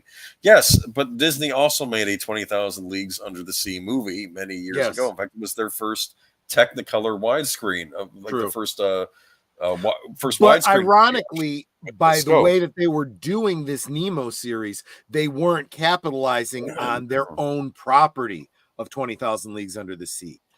This is again a whole other reinterpretation of it. So they're Well, not even building on their own past. Again, it's pissing off all the people that were fans of your original thing and failing to bring in a new audience. So maybe they're intelligent enough to know this was gonna go over like a Led Zeppelin, and so they decided to shelve the thing. well, in this case, a lead sub. But anyway, Well, yeah. Nautilus apparently said take the opposite approach and adapt the source. Verne's original book, Captain Nemo, an Indian prince by birth, responds to the East India Trading Company's murder of his parents and sacking his home during the Indian Rebellion in 1857, developing a disdain for humanity, which in turn leads him to strike out on the Nautilus in order to conduct his scientific pursuits away from the destructive tendency of his fellow man. Yep. Okay. However, in Nautilus, Nemo, as portrayed by Shazad Latif, oh, he's the one that played Ash Tyler on Star Trek Discovery. Yeah. Remember that? Yes, I do. Character who was he human? Was he Klingon? How did that work? Yeah, it turned out he was a Klingon that got genetically and mentally altered and turned into which to be fair, on the old Star Trek, they might have explained better, and they could have done a whole episode going into it. There was a kernel of a good story there. That's the problem with Discovery season 1. There were a lot of kernels of good stories there. Yeah. Then we get to season 2, which was a complete. I don't even want to talk about season 2, but for starters, don't make her mother still be alive when she saw her parents get murdered by Klingons while she was hiding in the closet. Then don't have the mother still be alive by using a time travel device. That makes no sense. The whole point was her parents were murdered by Klingons. That was part of her origin story. The whole thing was a mess. But yeah, so this is the same thing. So you're going to have people that are fans of, yes, you're absolutely right. It is public domain, but it's also a classic. So you're going to have the literature fans go, yeah, this isn't Nemo. Screw you, and have no interest in it. You're going to have fans of the original Disney 20,000 Leagues Under the Sea going, yeah, no, this isn't that. I'm out.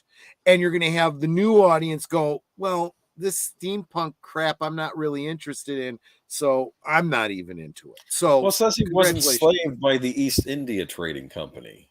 Yeah. Did that happen with Indians back in the day? I don't know if that's historically accurate or not. I mean, I'm no fan of the East India Trading Company. I'm an American.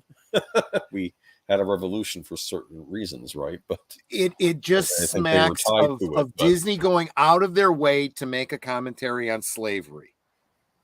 There's plenty of actual slave stories they could tell instead of making up messed up history, but But this could have been a great idea, kind of like that Dracula Untold story about maybe someone who was noble in the beginning and then descends into becoming a supervillain as the series went on because of his hatred of. But again, we don't have the ability to tell these stories anymore, whether it's a lack of writing talent because they're all diversity hires or because the company won't let actually talented people tell good stories.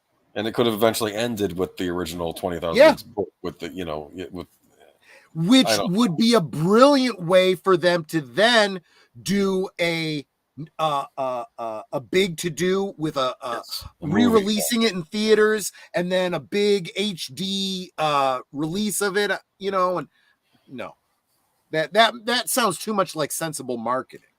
That's a great movie. I mean, it's James Mason in the original version, which I can't help but think maybe it was Walt not wanting to have an Indian as the villain for probably a number of reasons. But his was interesting, though. His story, he hated. Who was he attacking? I think he was attacking. He was attacking British ships, wasn't he? Any military ships and whatnot. Because he had a lot of hatred in his heart for, I guess. So he was a wealthy private individual who was fighting against the establishment. Interesting. Yeah, they were probably wanting to take some of the racial stuff out of the original Disney version. And instead of back then it was all about Under the Sea, whereas nowadays maybe someone like that might be considering going to Mars. Just saying. Anyway. Oh wait, what are we doing now? Okay, I guess this is it for Disney. Okay, so No, that's a no for Nautilus. You know, they would have kept the design from the original movie though, because that's where It you get is your pretty icon, iconic. Yeah. and it's a pretty iconic sub. It's a good movie. Peter Lorre's in that, Walter Pigeon, and what's his name? Kirk Douglas. Spartacus, Kirk Douglas. Yeah, he's in it too, and James Mason. And I Mhm. love James Mason in anything. He's a brilliant British actor. But Should we okay. bring it back to video games? Now let's talk about Super Mario Brothers Wonder. I'm going to spend the next hour talking about every single feature in the. I'm kidding. I originally gave you an NPR Yeah. article. I can post this one if you'd like, since I had to change it because No, I changed it. The Nintendo Life one. yeah, Yeah. I was worried if I'm reading verbatim from an NPR, are they going to sue me? So I Yeah, decided no, screw we'll them. go with. Yeah. I was trying to find a comprehensive article that goes into this thing. They're NPR. My tax dollar paid for it. I'd love to see them try and sue us. I would love to take that one to court. Who's in charge of the government right now? I'm just saying. Right. Let's not take I'll the be risk. sitting in a cell next to the January 6th people, right? You never know. Yeah. Well, like I said, what's good for one group? Yeah. Right. I'm going to say though, Nintendo Life, they're a nice British website. If you're a Nintendo fan, they have all the latest and greatest Nintendo news there. I plugged the site. So, but Nintendo had a direct this week, and I watched it myself, and I was kind of intrigued and flabbergasted by what I saw, and I'm just going to get into it. Mm. And I've decided, am I a boomer, Yes. or do I need to grow up but not old? And that's where this comes from. A brand new 2D Mario is just months away, and today we got an in-depth look at Super Mario Brothers Wonder, the first new 2D Mario game in almost 11 years. Today's Nintendo Direct didn't give us any shocks per se, but we have a better idea of what to expect from the Flower Kingdom and how to play online and some new enemies and power-ups. Here's everything revealed during today's Super Mario Nintendo Direct.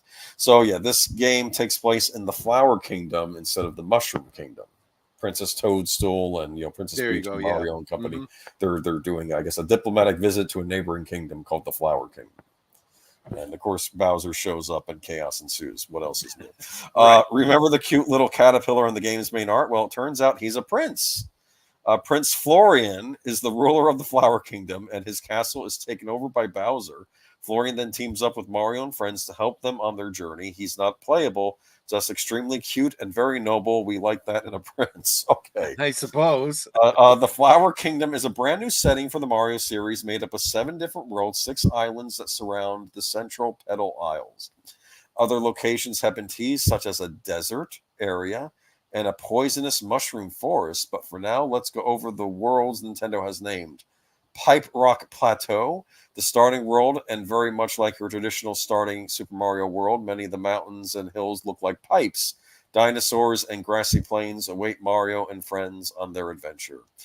Fluff Puff Peaks, a blend of winter wonderland with mystical fluffy clouds. Fluff Puff Peaks is situated high upon snowy mountains and will give Mario a bit of a chill, but at least until he reaches the top where he can venture through the cloud sea and go higher than ever before. Aren't you excited? I know you are. Okay, Shining Falls. Golds, browns, and bronzes make the Shining Falls glisten under the cascade of the waterfalls. Lots of moving platforms and cave networks seem to make up this world, while big snails and water enemies lie in wait. And the Petal Isles. The central area of the Flower Kingdom, the courses in this world vary from deep caves to sprawling seas. This looks like it connects to all 6 other worlds, so we'll have to see how this all comes into play. Open areas. No, 2D Mario isn't going open world, but this little feature will help people play in their own way. In some of the worlds, there are open areas that allow Mario to walk around freely. Remember when I showed you that map from Super Mario Brothers 3? But you had to be on direct lines and go from place to place. This, you can actually cross those lines and wander around the entire map. So it's kind of neat. Traditional map structure is there too, but this helps Super Mario Wonder feel fresh. Once you've beaten a course or level, you can select it from a menu, which you'll warp directly to that level on the map. There are talking flowers in this game. Seriously, what are they for? The talking flowers have featured pretty prominently in the trailer so far, and they had their little spotlight during today's Nintendo Direct. They add flavor and personality to the kingdom. Talking flowers in the Flower Kingdom makes sense, right? But otherwise, it doesn't look like they benefit Mario, other than perhaps commenting on the scenery or acting surprised when you appear out of nowhere dressed as an elephant. They actually talk to you. I heard some of the gaming channels I watched. Some guy was complaining. He was like, I don't like these annoying flowers talking to me. I better be able to turn that off. Apparently, you can turn their voices off in the menus, so you don't want to hear them talking to you. But it's kind of neat though. Like if you're an elephant and you scoop some water with your trunk and you spray it on there, the flower says, "Thank you for sharing your water with me," and then he gives you things to help you. Wait a minute. If he hates flowers so much, does that make him a florist? Don't joke. Yes, you're an aged boomer. Hey, he's Generation X. I know, but the joke is, it's like when you have them messing around. Like I grew up in old school Mario, and yes, it's a 2D side-scrolling Mario. But what's going on here? Is this the Mario I know and love? There are 12 playable characters in Super Mario Brothers Wonder. That's a little nuts. 5 of which are a little more unique than the rest. But in terms of your normal cast, we have Mario, Luigi, Peach, Daisy, Yellow Toad, Blue Toad, and Toadette. Toadette. Okay, sure. Why Toadette is a girl toad. She has pigtails. Are you assuming her gender? It's a Japanese game. They don't go for. Oh yeah. Good point. Okay. Yeah, you got me there. Don't even get it started. I don't need the stuff seeping into it. It's just clean fun. Can we have some nice clean fun? Is that possible in this day and age? Can't we just have nice things? Can't we have nice things? Yeah, let's hope so. Okay. And some of these characters 3D style Mario game you can play as whoever you want, whenever you want. But Days Direct also stated that all of them play the same, so no floating with Peach and no high jump for Luigi, so they don't have special abilities. Or at least, yeah, they kind of, I guess they all play the same. I think you could eventually get stuff to add to them, but yeah. There are a few exceptions to this rule relates to those 5 characters at the back. Nabbit is back. Super Mario Brothers U favorite Nabbit returns. Super Mario Brothers Wonder. He's the invincible character you can play as. Remember how I complained a year or two ago about how they put this stupid power suit in New Super Mario Brothers 2? Yeah. On the Nintendo DS, and you yelled at me, said, "Well, you don't have to take the suit." I don't like it being there to tempt me to take it when I've gone through the level 50 times, and then I take it just to beat the level. Here, it's the character you select, which didn't know. This is better. This doesn't dangle something in front of me. It says, okay, it's there.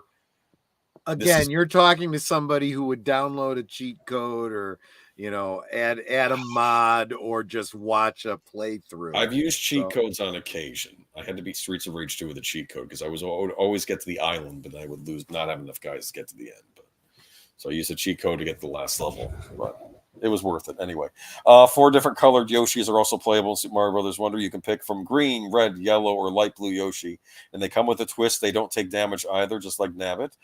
And as an added bonus, a little dinosaur does have a flutter jump to let him jump higher than others. Okay, so he's not a character you get in the game. You can play as them.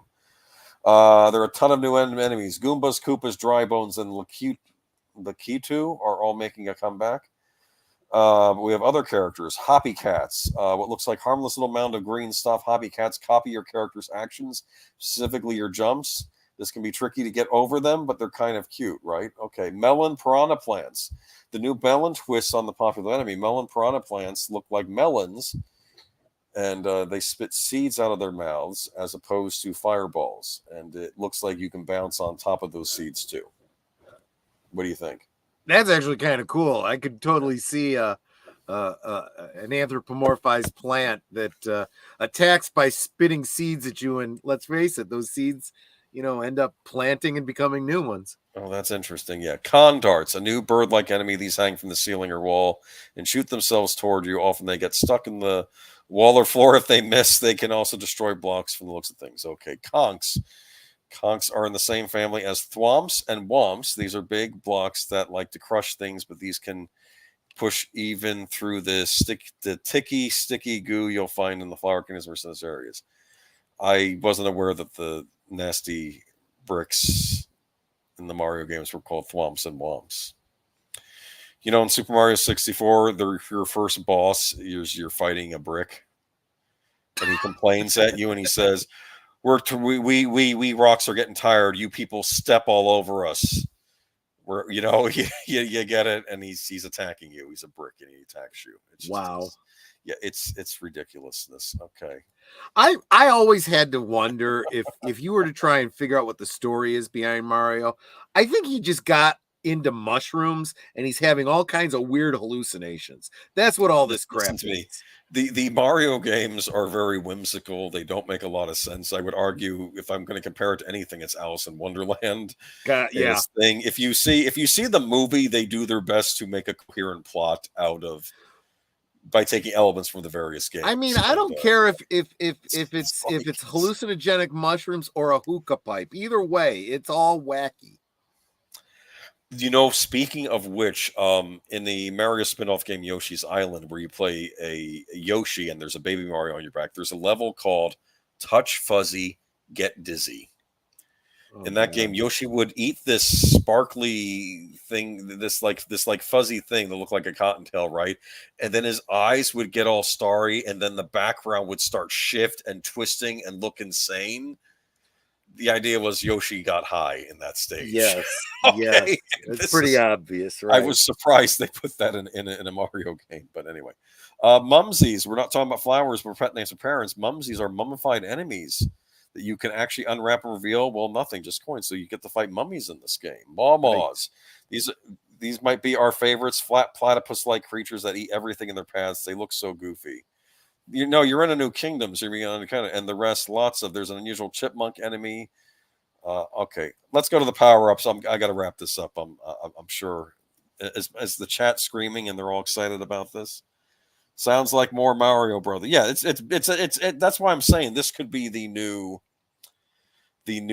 this could be the Mario Brothers 3 for this generation. I'm actually fairly impressed with this. Three new power ups: elephant.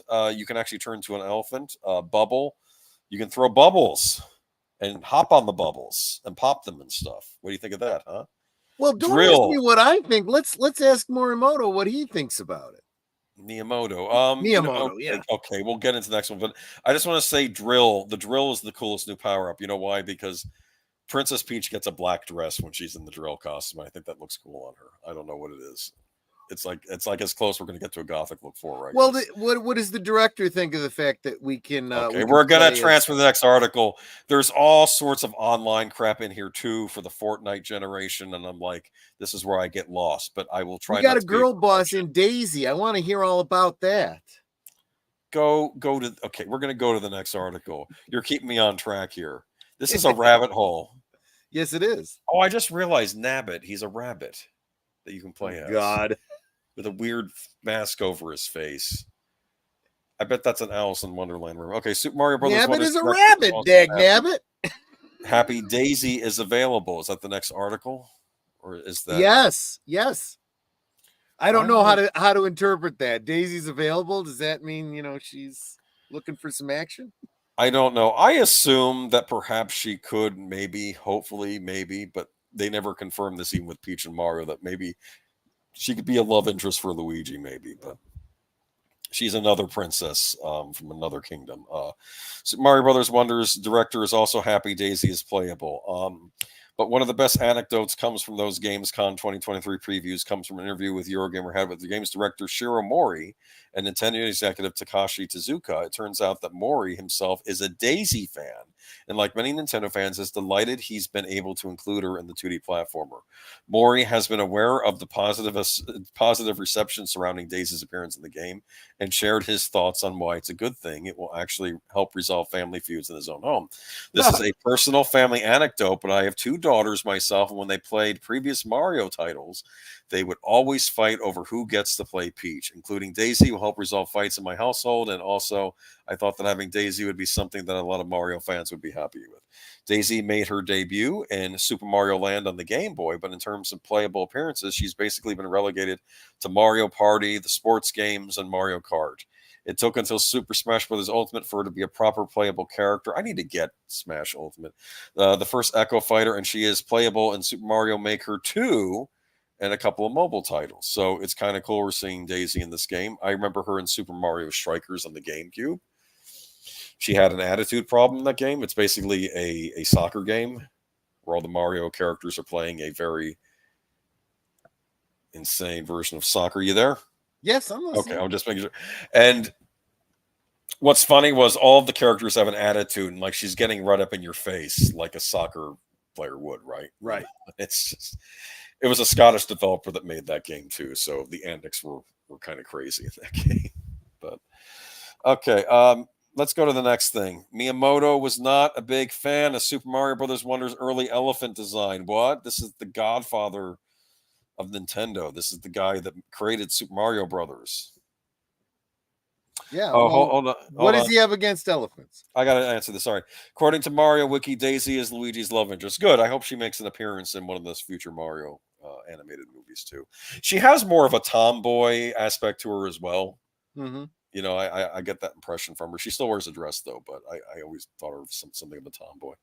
As part of the latest press rounds promoting this upcoming Switch exclusive, the game's director Shiro Mori mentioned how there was an earlier phase during development where Satoru Miyamoto questioned the look of Elephant Mario, but it was mostly because the design hadn't been finalized. Mori explained how Miyamoto sort of just showed up ahead of schedule, and unfortunately, the first impressions didn't go down so well. In saying this, Miyamoto did offer some helpful feedback about the movement of the elephant. Here's how this moment apparently played out. Shiramori. It was a phase where we still had tentative visuals for Elephant Mario, and we had plans to adjust the visuals already. But Miyamoto, had come and taken a look before that, and he gave us the sharp comment that this doesn't look like a Mario character. Along the same topics, there was the idea of how Elephant Mario sprays water. He came and said that if an elephant was actually spraying water, it wouldn't move that way, and that was the example of the feedback he gave us. Mm. Fortunately, this was ahead of the completion of the new power up, and the rest is history. Mario isn't the only one who can transform into an elephant. Super Mario Brothers Wonder, and to top it off, the elephant version of any character can also ride Yoshi. You can also learn more in our latest feature. Okay, so yeah, this is like Walt Disney coming into the animation studio and looking at what you're doing. That's what it is. You know, this he is kind of like the Walt Disney of video games. So I don't know. It's kind of neat though. You want to play as an elephant? Is there game value to it? That's the part I kind of Yes. Well, apparently, when in the trailer I saw when he turned into the elephant, you just walk up to the Goomba and it just flies away because you don't even need to do anything because you're an elephant. You understand? gotcha. And you can spray water at things, and I don't know. It's a power up. You move slower though. I think that's the maybe it's more cumbersome for you to jump and stuff. Gotcha. I don't know. Okay, let's go to the next thing, huh? Is that the SAG-AFTRA. this is what a lot of people I think have been waiting for. Oh wait, did So anybody say any comments about this? Hold on. the strike is continuing. We're not getting any TV shows, we're not getting any movies, we're not getting any streaming shows, and now it's going to start affecting gaming. The black dress Daisy costume led my mind down a rabbit hole of all kinds of fun Halloween themed Mario designs. Well, that's great, Yeah. Samuel Factor. Oh wait, you're talking about something else now, aren't you? Okay. I need to head to bed. Well, I hope you're considering looking into Super Mario Brothers Wonder. Yeah. All right. SAG after voting to authorize potential video game actor strike. This is insane. Well, you'll have to catch this on the repeat. Okay. Are they just throwing this onto their strike? Well, think about it. I mean, you'll want to get into the article here, but think about it. There's a lot of elements of gaming these days that is very, very close to doing movies or TV shows. You have actors doing voices, actors doing, physical motion capture and whatnot, footage being captured for the games. And so I kind of see where, they're starting to think like actors, right? Same kind of thing. Look, they deserve compensation just like the actors do, and so on and so forth. So there is that element of it. It's been a strike-heavy couple of months, and now video game actors may be brought into the mix. Per deadline, SAG-AFTRA's board has unanimously voted to authorize a strike in case its upcoming bargaining meeting with the games industry falls through. The voting process will take place from Tuesday, September 5th, and last all the way to Monday, September 25th. According to the outlet, the negotiation will include companies such as Activision, EA, Insomniac Games, and W Games. SAG-AFTRA is aiming to secure protections against AI and wage increases of 11% retroactively to expiration, followed by 4% increases in the second and third years of the agreement, similar to those who work under film and TV contracts. Additional demands being made include a set medic present for stunts and dangerous work, performed like on film or TV sets, prohibition against stunts on self-taped auditions, and vocal stress protections. Is that when the director says, yell louder? Yeah. Yes. Like, I can't hear you. And then, you lose your voice. Okay. Once again, artificial intelligence is putting our members in jeopardy and reducing our opportunity to work, wrote SAG-AFTRA President Fran Drescher. And once again, SAG-AFTRA is standing up to tyranny on behalf of its members. Tyranny? Yeah. Part of me wants to say grow up to that comment. That's a loaded term, tyranny. Yeah. Guild negotiation director Duncan Crabtree Ireland added onto her statement saying he voice and performance capture artists who bring video game characters to life deserve a contract that reflects the value they bring to the multi-billion-dollar game industry. Voice and performance capture AI already among the most advanced use of AI without contractual protections. The employers are asking performers to unknowingly participate in the extinction of their artistry and their livelihoods. Well, I would assume if they're using a person's likeness from a game, they can't just then use that likeness in another game and not pay the actor, right? Right. So, I mean, that makes sense. And to be fair, in defense of the video game industry, they're probably open to just cementing some things. This may not end up being an argument. Yeah. Last time SAG-AFTRA and the games industry went head-to-head was in 2016. It lasted 183 days, a little over 6 months. That's a while. The interactive media agreement struck between the two parties was extended beyond its original expiration date as part of the renegotiation process, but SAG-AFTRA's claimed studios failed to address our needs during that extended period, hence the potential strike looming overhead. In a statement sent to the IO9, a spokesperson for the video game producers that are party to the interactive media agreement wrote that they're negotiating in good faith and hope to reach a mutually beneficial deal as soon as possible. We all want fair contracts to reflect the important contributions of SAG-AFTRA represented performers in an industry that delivers world-class entertainers to billions of players around the world. Mm-hmm. And Auditor Dredd's making a point. And what he's saying is exactly why this is happening. Yes, the video game actors are under a different set of rules, and they're going, yeah, we want to renegotiate. That's what's happening right now. Here's what I need to know. Yuri Lowenthal, Spider-Man voice actor, I think they kept his voice, but they changed his appearance in the remaster version of Spider-Man, which it bugged me because they made him look more like Tom Holland, as opposed to he just looked more like a young 20-something guy in the other one. But then it made Miles Morales look older than him in the remaster, which makes no sense since Miles Morales was a teenager in the... Never mind. Okay. The idea behind these Spider-Man games is that they're setting up a game Spider-Man universe, kind of how there's like the Tobey Maguire Spider-Man universe, and then there's the Tom Holland Spider universe. This is like a games universe just for the Spider-Man character, but which may not be connected to anything else. I don't know, but I don't know. Supposedly they're working on a Wolverine game next, which might pique my interest in getting a PS5. We'll see. But hello, the chat very light tonight. We'll probably catch the whole thing on the rewatch, but wanted to stop in and say hi. Well, welcome, Rise and Talker. Absolutely. And I don't know. What do you think? I think the game industry will probably meet demands. I don't think they're going to try to drag this out. Do you? It depends on how.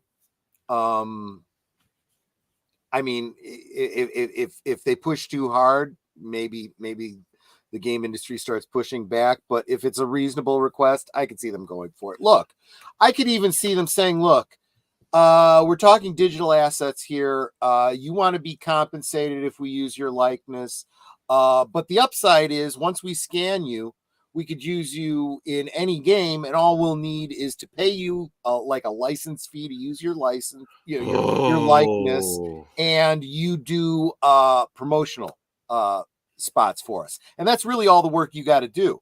And then just like with, just like something years ago that James Earl Jones said about being the voice of Darth Vader, it's easy work, One day I can punch out all my lines and I'm done.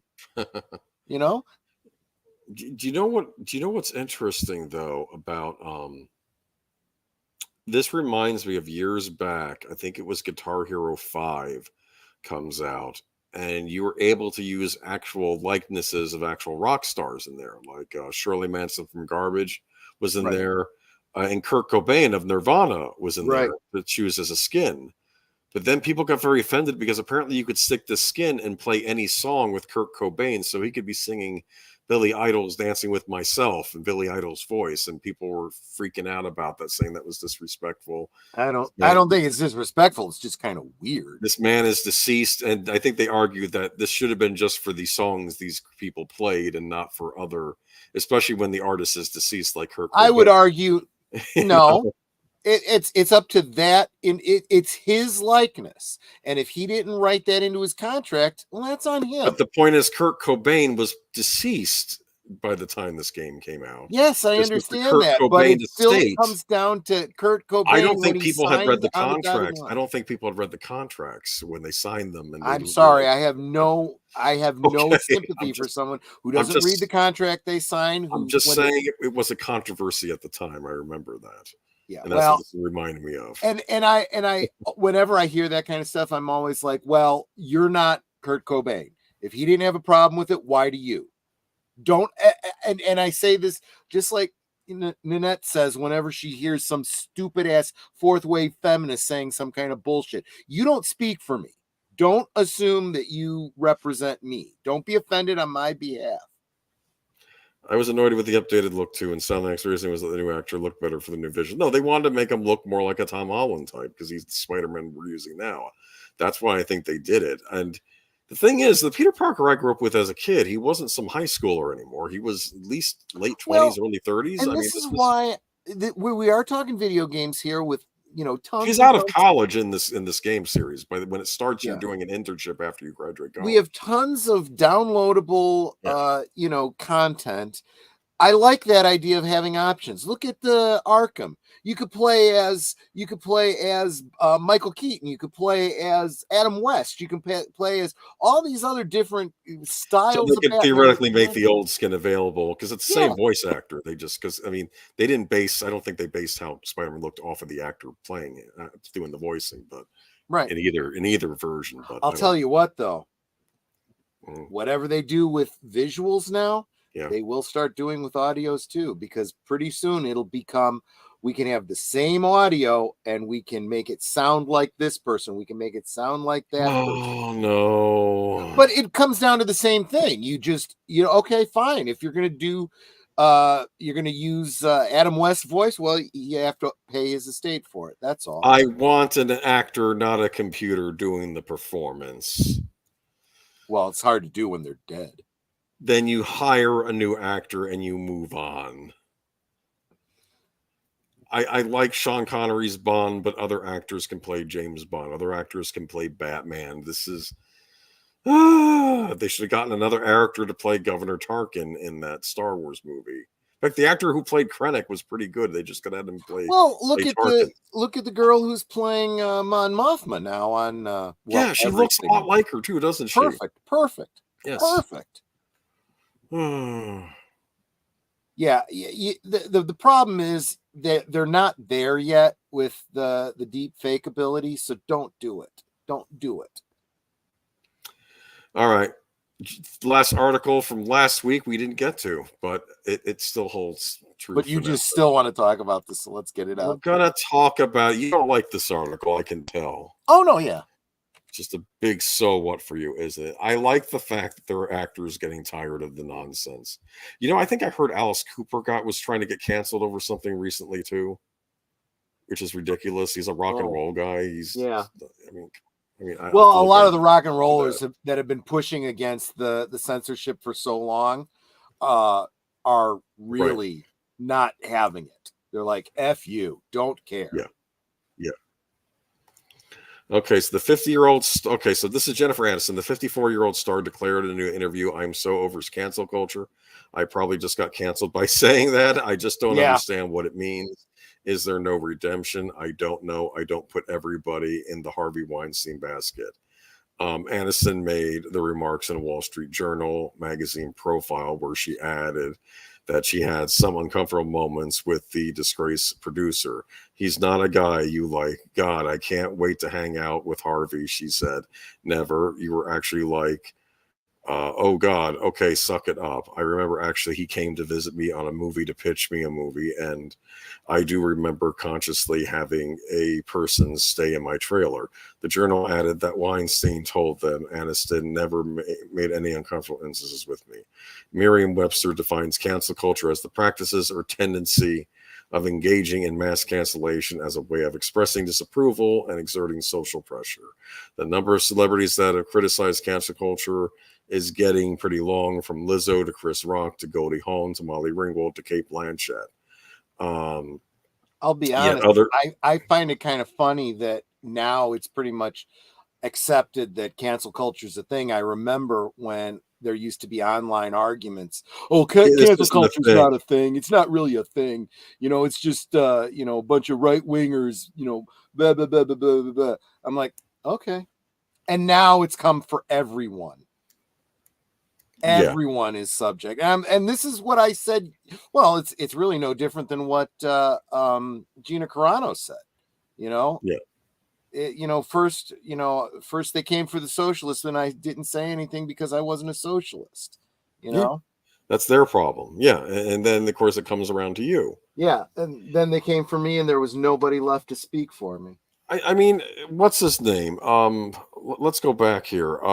He was on Parks and Recreation, Aziz Ansari, right? Mm-hmm. And of course, there's probably plenty of things on the political bend I don't agree with him on, at least at the time. But sure, he got canceled, and it was over something that I found ridiculous. It was an anonymous person told this reporter that she had slept with the guy and then regretted it, but didn't say anything to him at the time. And it was sort of like a Me Too thing where it was like, oh, sometimes yes means no, that sort of thing. And the person didn't even declare it was. And then the story got out, and his career got ruined over that. And I'm thinking, we don't even know who this person is. And at least from Aziz's point, it was probably consensual at the time. I remember that whole event. And then Ashley Banfield got into it too with the young reporter. I was at a party with a bunch of friends, and this one former friend, big fourth wave feminist, got into it with me, fighting with me about it. And she said, yes means yes and no means no. I said, that's right. Words have meaning, and you have to mean what you say. And maybe means maybe. It doesn't mean no. It doesn't mean yes. It means maybe. And if I proposition you and you say maybe, you better expect me to come back and ask again. Yeah. I don't know. This is just, and if you say yes, I'm going to assume you mean yes. Comedian Jared Carmichael said in the Hollywood Reporter Roundtable, cancellation, that's not real. The boogeyman doesn't exist. We got to get over that. Like, if you do something wrong in your personal life, you should go to jail, like actual jail. And then everything else is like, what are we talking about? I think it's just about to give people something interesting to talk about, like a ghost villain. Okay, so... And this is the sort of person that would say this and then he get canceled over something. Well, I mean, but there is, and this is the other thing. I want to take the ad hominem out of it all the time because I'm getting sick and tired of people coming back and saying, well, so-and-so is the one that said it. Doesn't make it any less true. Okay. When Hitler said water was wet, it didn't mean it wasn't true, and by the same token, it when it comes down to what happened between two consenting or non-consenting adults is between them, and it's got to be hashed out. And if you choose not to push it and you don't care and you're okay with it, well, then who is anyone else to get involved and be offended on your behalf? Yeah, I don't know. And singer-songwriter Phoebe Bridgers opined in Teen Vogue, I mean, is cancel culture real? Who lost their job politically? One huge offender is in jail for actual sex crimes, and then anything short of that is maybe they lose a couple friends or lose a couple jobs. Then 5 years later, they're like, sorry, sorry, sorry. And they come back, but they never apologize, never go away. Well, wait a minute. Plenty of people have lost their jobs over this sort of thing. Yeah. In politics, especially. Yeah. I can think of some notable Democrats. But I will say this, if you never say anything, then, well, you've made that decision.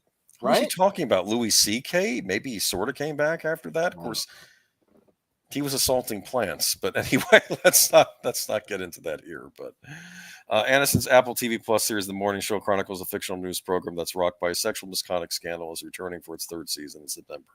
Okay, well, that's interesting. Okay, so there we go. Yeah. So even the lefties are over the cancel culture now. So yeah. Because they're now starting to eat their own. And we've seen this coming for a while. So no big surprise there. Oh, wait a minute. Hold on. Deleted scenes. Aniston and Ringwald speaking out against cancel culture after pushing for it so long as real rich. Yeah, well, they're probably seeing the consequences of it. Yeah. And it's just, yeah, this is...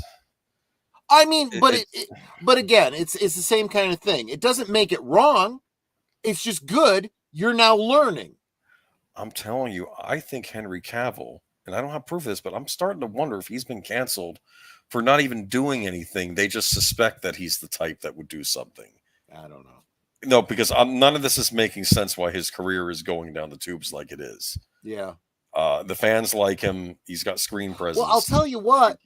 I think we're at the point now where we need to start supporting independent filmmakers. Yes. And these people like Henry Cavill, who fans like, they should just say, you know what, to heck with the studios. Tom Conkle is making a sci-fi film. That'd be awesome if he were. I think I'll go work on that. Well, yeah. You can't. It's that particular one is an Australian thing, but I'm just saying, he's British. Let's see. British, Australian, same thing. Still Empire, right? Still Anglosphere, right? Yeah, you're canceled. I know. Of course, I'm canceled. It's whatever. You know what? You're canceled. Yeah, exactly. I'm not canceled. I'll just blame you, and then I'll. Well, you can cancel me all you want. I'm not even monetized, so it's not like. No, I joke with my family. No, I'll have to throw you all under the bus someday, and they'll reward me, and then they'll kill me next. You throw me under the bus, and I'm probably the one that'll notice. Hey, your differential is off. Let me fix that for you while I'm down here. Anyway, everybody, go get yourself a snack. Get yourself hit the head real quick so that you can get back here and get over to Deleted Scenes channel for The Other Side of Midnight, episode number 17. Wind out your weekend before Labor Day, I guess. I don't know how many of y'all are working tomorrow and how many. I've heard it's going to be a detailed conversations on Sabine Wren's pixie cut and whether it works or not. I'm kidding, of course. Yeah, exactly. Did you like Anakin's advice in that? I'm telling you, I'm sorry. The deep fake isn't that funny? Jedi is more entertaining than anything Disney's making with Star Wars. Have you seen the one about Attack of the Clones? I mean, you told me to watch that with the Natalie Portman stand. Natalie Portman standing, yeah. Oh, like, yeah. You jumped from 30 meters up, cooch first. Yeah, once the adrenaline wore off, I was in a body cast for a month. Oh, I wonder if they're going to do any of the animated shows. That'd be funny. And then Obi-Wan's like, that doesn't look like me. That's not even like he's just. Oh, I haven't seen them do anything with the animated It'd stuff. It'd be funny because that's not how that happened. I was like this. I don't know, but yeah, Other Side of Midnight. Check it out. So, what else is going on? Is there a rumored soundtracks with Birdman on Wednesday? There will be a Birdman this week. I'm not going to be on it with him this week because it's the Terminal. I haven't seen that movie. I will be on with him the following week for our Raiders rewatch, the anniversary. But he will be on with Big Al. Be sure to check out soundtracks with Birdman, Terminal rewatch. Steven Spielberg classic with Tom Hanks, which was based on a true story. And was it accurate? Maybe a little bit. I know you're big on that sort of stuff, aren't you? That one I don't know really well. Okay. So I know it wasn't 100% accurate because there was some what's it called? Compositing of storylines and characters, but the concept is very interesting, and it's told in a very kind of humorous way, kind of a sad way. It's a good story. Check it out. Yeah, Birdman set that up because he wasn't sure if I'd be able to make it this week, because of course this week we were going to do a rewatch, and Florida had another hurricane scare. In fact, unfortunately for some of the thing, it wasn't a scare, it was an actual thing that affected them. So keep them in your thoughts and prayers. The Big Bend got hit pretty bad from what I heard, and they're usually an area that doesn't get hurricanes, and they got this one. So and I'm jumping ahead, but we'll be talking about that on Friday. But before Friday, we have Netter's Network. Thursday over on Netter's Network. Things. She will be talking to Philip Gaming, and we'll find out about his channel and what gaming he's been gaming. Does he like the Mario games? I'll ask. Does he like the Mario Wonder games? We'll see. I don't know. See. But you're absolutely right. Then on Friday, I guess I should drop my own link, right? On Friday, we will be having what I'm afraid is starting to become our annual Florida hurricane stream. And I have to tell you something. We're not out of hurricane season yet. You can always get more. So there you go. But we will be talking about post-tropical cyclone Idalia. It's not post-tropical cyclone. It was a hurricane. I don't care what the Weather Channel's talking about. You got to remember, it's not just about you, Boomer. I mean, it went past you and it stopped being a hurricane, and then it became something else. And, other people got hit by it too after it passed by you. Just remember. It was a cyclone. Yes. So we're going to find out what constitutes a hurricane, a cyclone, a post-tropical storm from our very own meteorologist, Katie Nicolau. So Weather Katie is going to school us a little bit in how this weather stuff happens, and she's going to tell us about maybe tell us to what degree this has to do with global boiling that I've heard about. She is a joy to have on stream. She really is. She should do a weather report for the Mushroom Kingdom. That should be a thing she does. Well, you'll have an opportunity to suggest. I don't know. I'll mention. I don't know if she's into the Mario games or not, but she should do that. That'd be funny, actually. Okay. Which brings us around to next Saturday. Our rewatch is over on Big Al Presents, where we will be watching the Stephen King horror anthology from 1985, Cat's Eye. That's a good movie. It is. Little anthology movie that has a good cast in it too. James Woods. James Woods plays. He's in the first story about quitting smoking. I had forgotten how intense that one is. I have the impression in that quitting smoking segment that the guys running the quitting smoking segment, they might be former mafia. Did you get that impression? That's actually a brilliant. They may not still be in the mafia, but I had a feeling like they were because of the way they acted. Yeah, and they fervently hated cigarette smoking. Yeah, and that's a brilliant little. I should find the original short story that's based on and read it. But James Woods gives a great little. All the performances in that movie are good. There are other good actors in too. Little Drew Barrymore's in it too. Drew Barrymore, the cat centric storyline with Drew Barrymore, and great the guy in this middle one, he's good too. I know that actor, he's been in stuff, but yeah. I don't recall if they get into the folklore behind it, but I'll talk a little bit about the folklore that kind of inspired that. There's a wall troll or a wall gnome or something, whatever that is, brownie or whatever that thing is. It's awful, but the cat stealing the breath, that's another thing. Exactly, and how that's not really the case here and why. They explain that why that's an old wives, because the cats got blamed for something else was doing, right? So in this particular case, particular story, well, and I mean, modern science, we know that you can't steal a baby's breath, but why is the cat going sniffing around the sleeping baby's mouth? Well, because there's milk on his breath. So they're sniffing, right? That's not going to hurt the baby. They're not going to hurt the baby, right? But cats got blamed for a lot of things in history. Let's be honest here. I don't know why, but let's face it. Anyone who's ever owned a cat knows they're wonderful pets. They're very independent, and they can also be assholes. So let's just be honest, right? So I've only owned dogs, so that's been my experience. But yeah. Yeah, usually dogs aren't assholes. Just sometimes They they're can dumb. be, and actually, No, sometimes they're dumb. some dogs can have a mean streak, and some cats I've known can be actually very friendly. So, Yeah, that's true. though usually the norm is dogs are friendly and cats are more warrants. But some do break the mold in either thing. But yeah. Oh, but that wraps it up. This was a light story week, partly because I was dealing with shelter duty and other things. Thank you for filling in some of those stories, Troy. Absolutely. And But it was also a light week because we expect that because of the strike going on. But dude, the it's strike gotta is the end. gift that keeps on giving in many, many ways. So It's got to end. And I got to tell you something, Warner Brothers, you need to hit it out of the park with this Superman movie. You have to make something that's better than the Donner original at this point. And I know that's a big shoe to fill, but it's time. let's put it this way. Stop messing around and make a good DC. I will believe it when I see it. I am Done. no longer at the point where I'm going to even be hopeful. I will wait and see what people say about it before I even bother, because I'm checked out. I really am. They really. It's not superhero fatigue. It's shit films fatigue. It's DC. It's DC superhero fatigue. They can't make a decent DC movie. Yeah, well, they haven't since, well, honestly, since before Super Stalker Voyeur Superman. Here's what I'll say.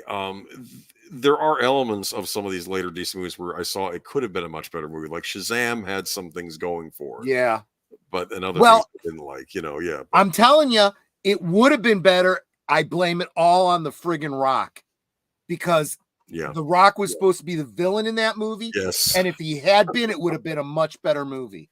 But he decided, I want to do it my way. Well, congratulations. You just tanked your whole Snyderverse and you're out of work. Gunn has dug quite a hole for himself. Well, it's up to him. And it's not, but it's not just him too. Zaslav, whoever's running things over there, you got to get control of what's going on in those comics. Yeah. They have done horrible things. This is damaging the brand.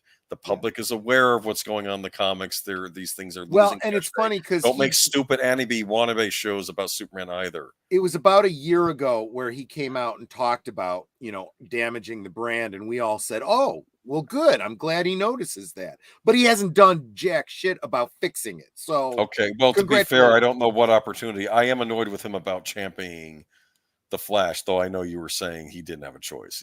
They had to go. That might be putting too fine a point on it. My point isn't that he didn't have a choice. It's more, what was he going to do? Right. But still, it's just, I don't know. I'm sure at some point I'll watch the Flash, just not anytime. Oh, I will not. I will not. It's not even worth the bandwidth for me to pirate the damn thing. I have no interest. Yeah. I don't know. I'll probably, if I ever watch it, I don't know. I may just look to see if anyone has the Michael Keaton footage scenes somewhere online and watch those, and then be done with it. Yeah. All right. They need to get their act together. We still have Aquaman though. I'm still interested to see if they bother putting it out, and if they do bother putting it out, if Amber Heard is still in it. I want to see if Ben Affleck Superman morphs into George Clooney Superman, and then he goes and then he starts doing the bits from Batman and Robin, like never leave the cave without the credit card, like the American Express. Oh God, which is so dated now. Does anybody use American Express these days? I don't know. All right. On that note, y'all have a good week, and we'll catch you next time. Take care, everyone. Yeah. Bye-bye. All right. Bye-bye.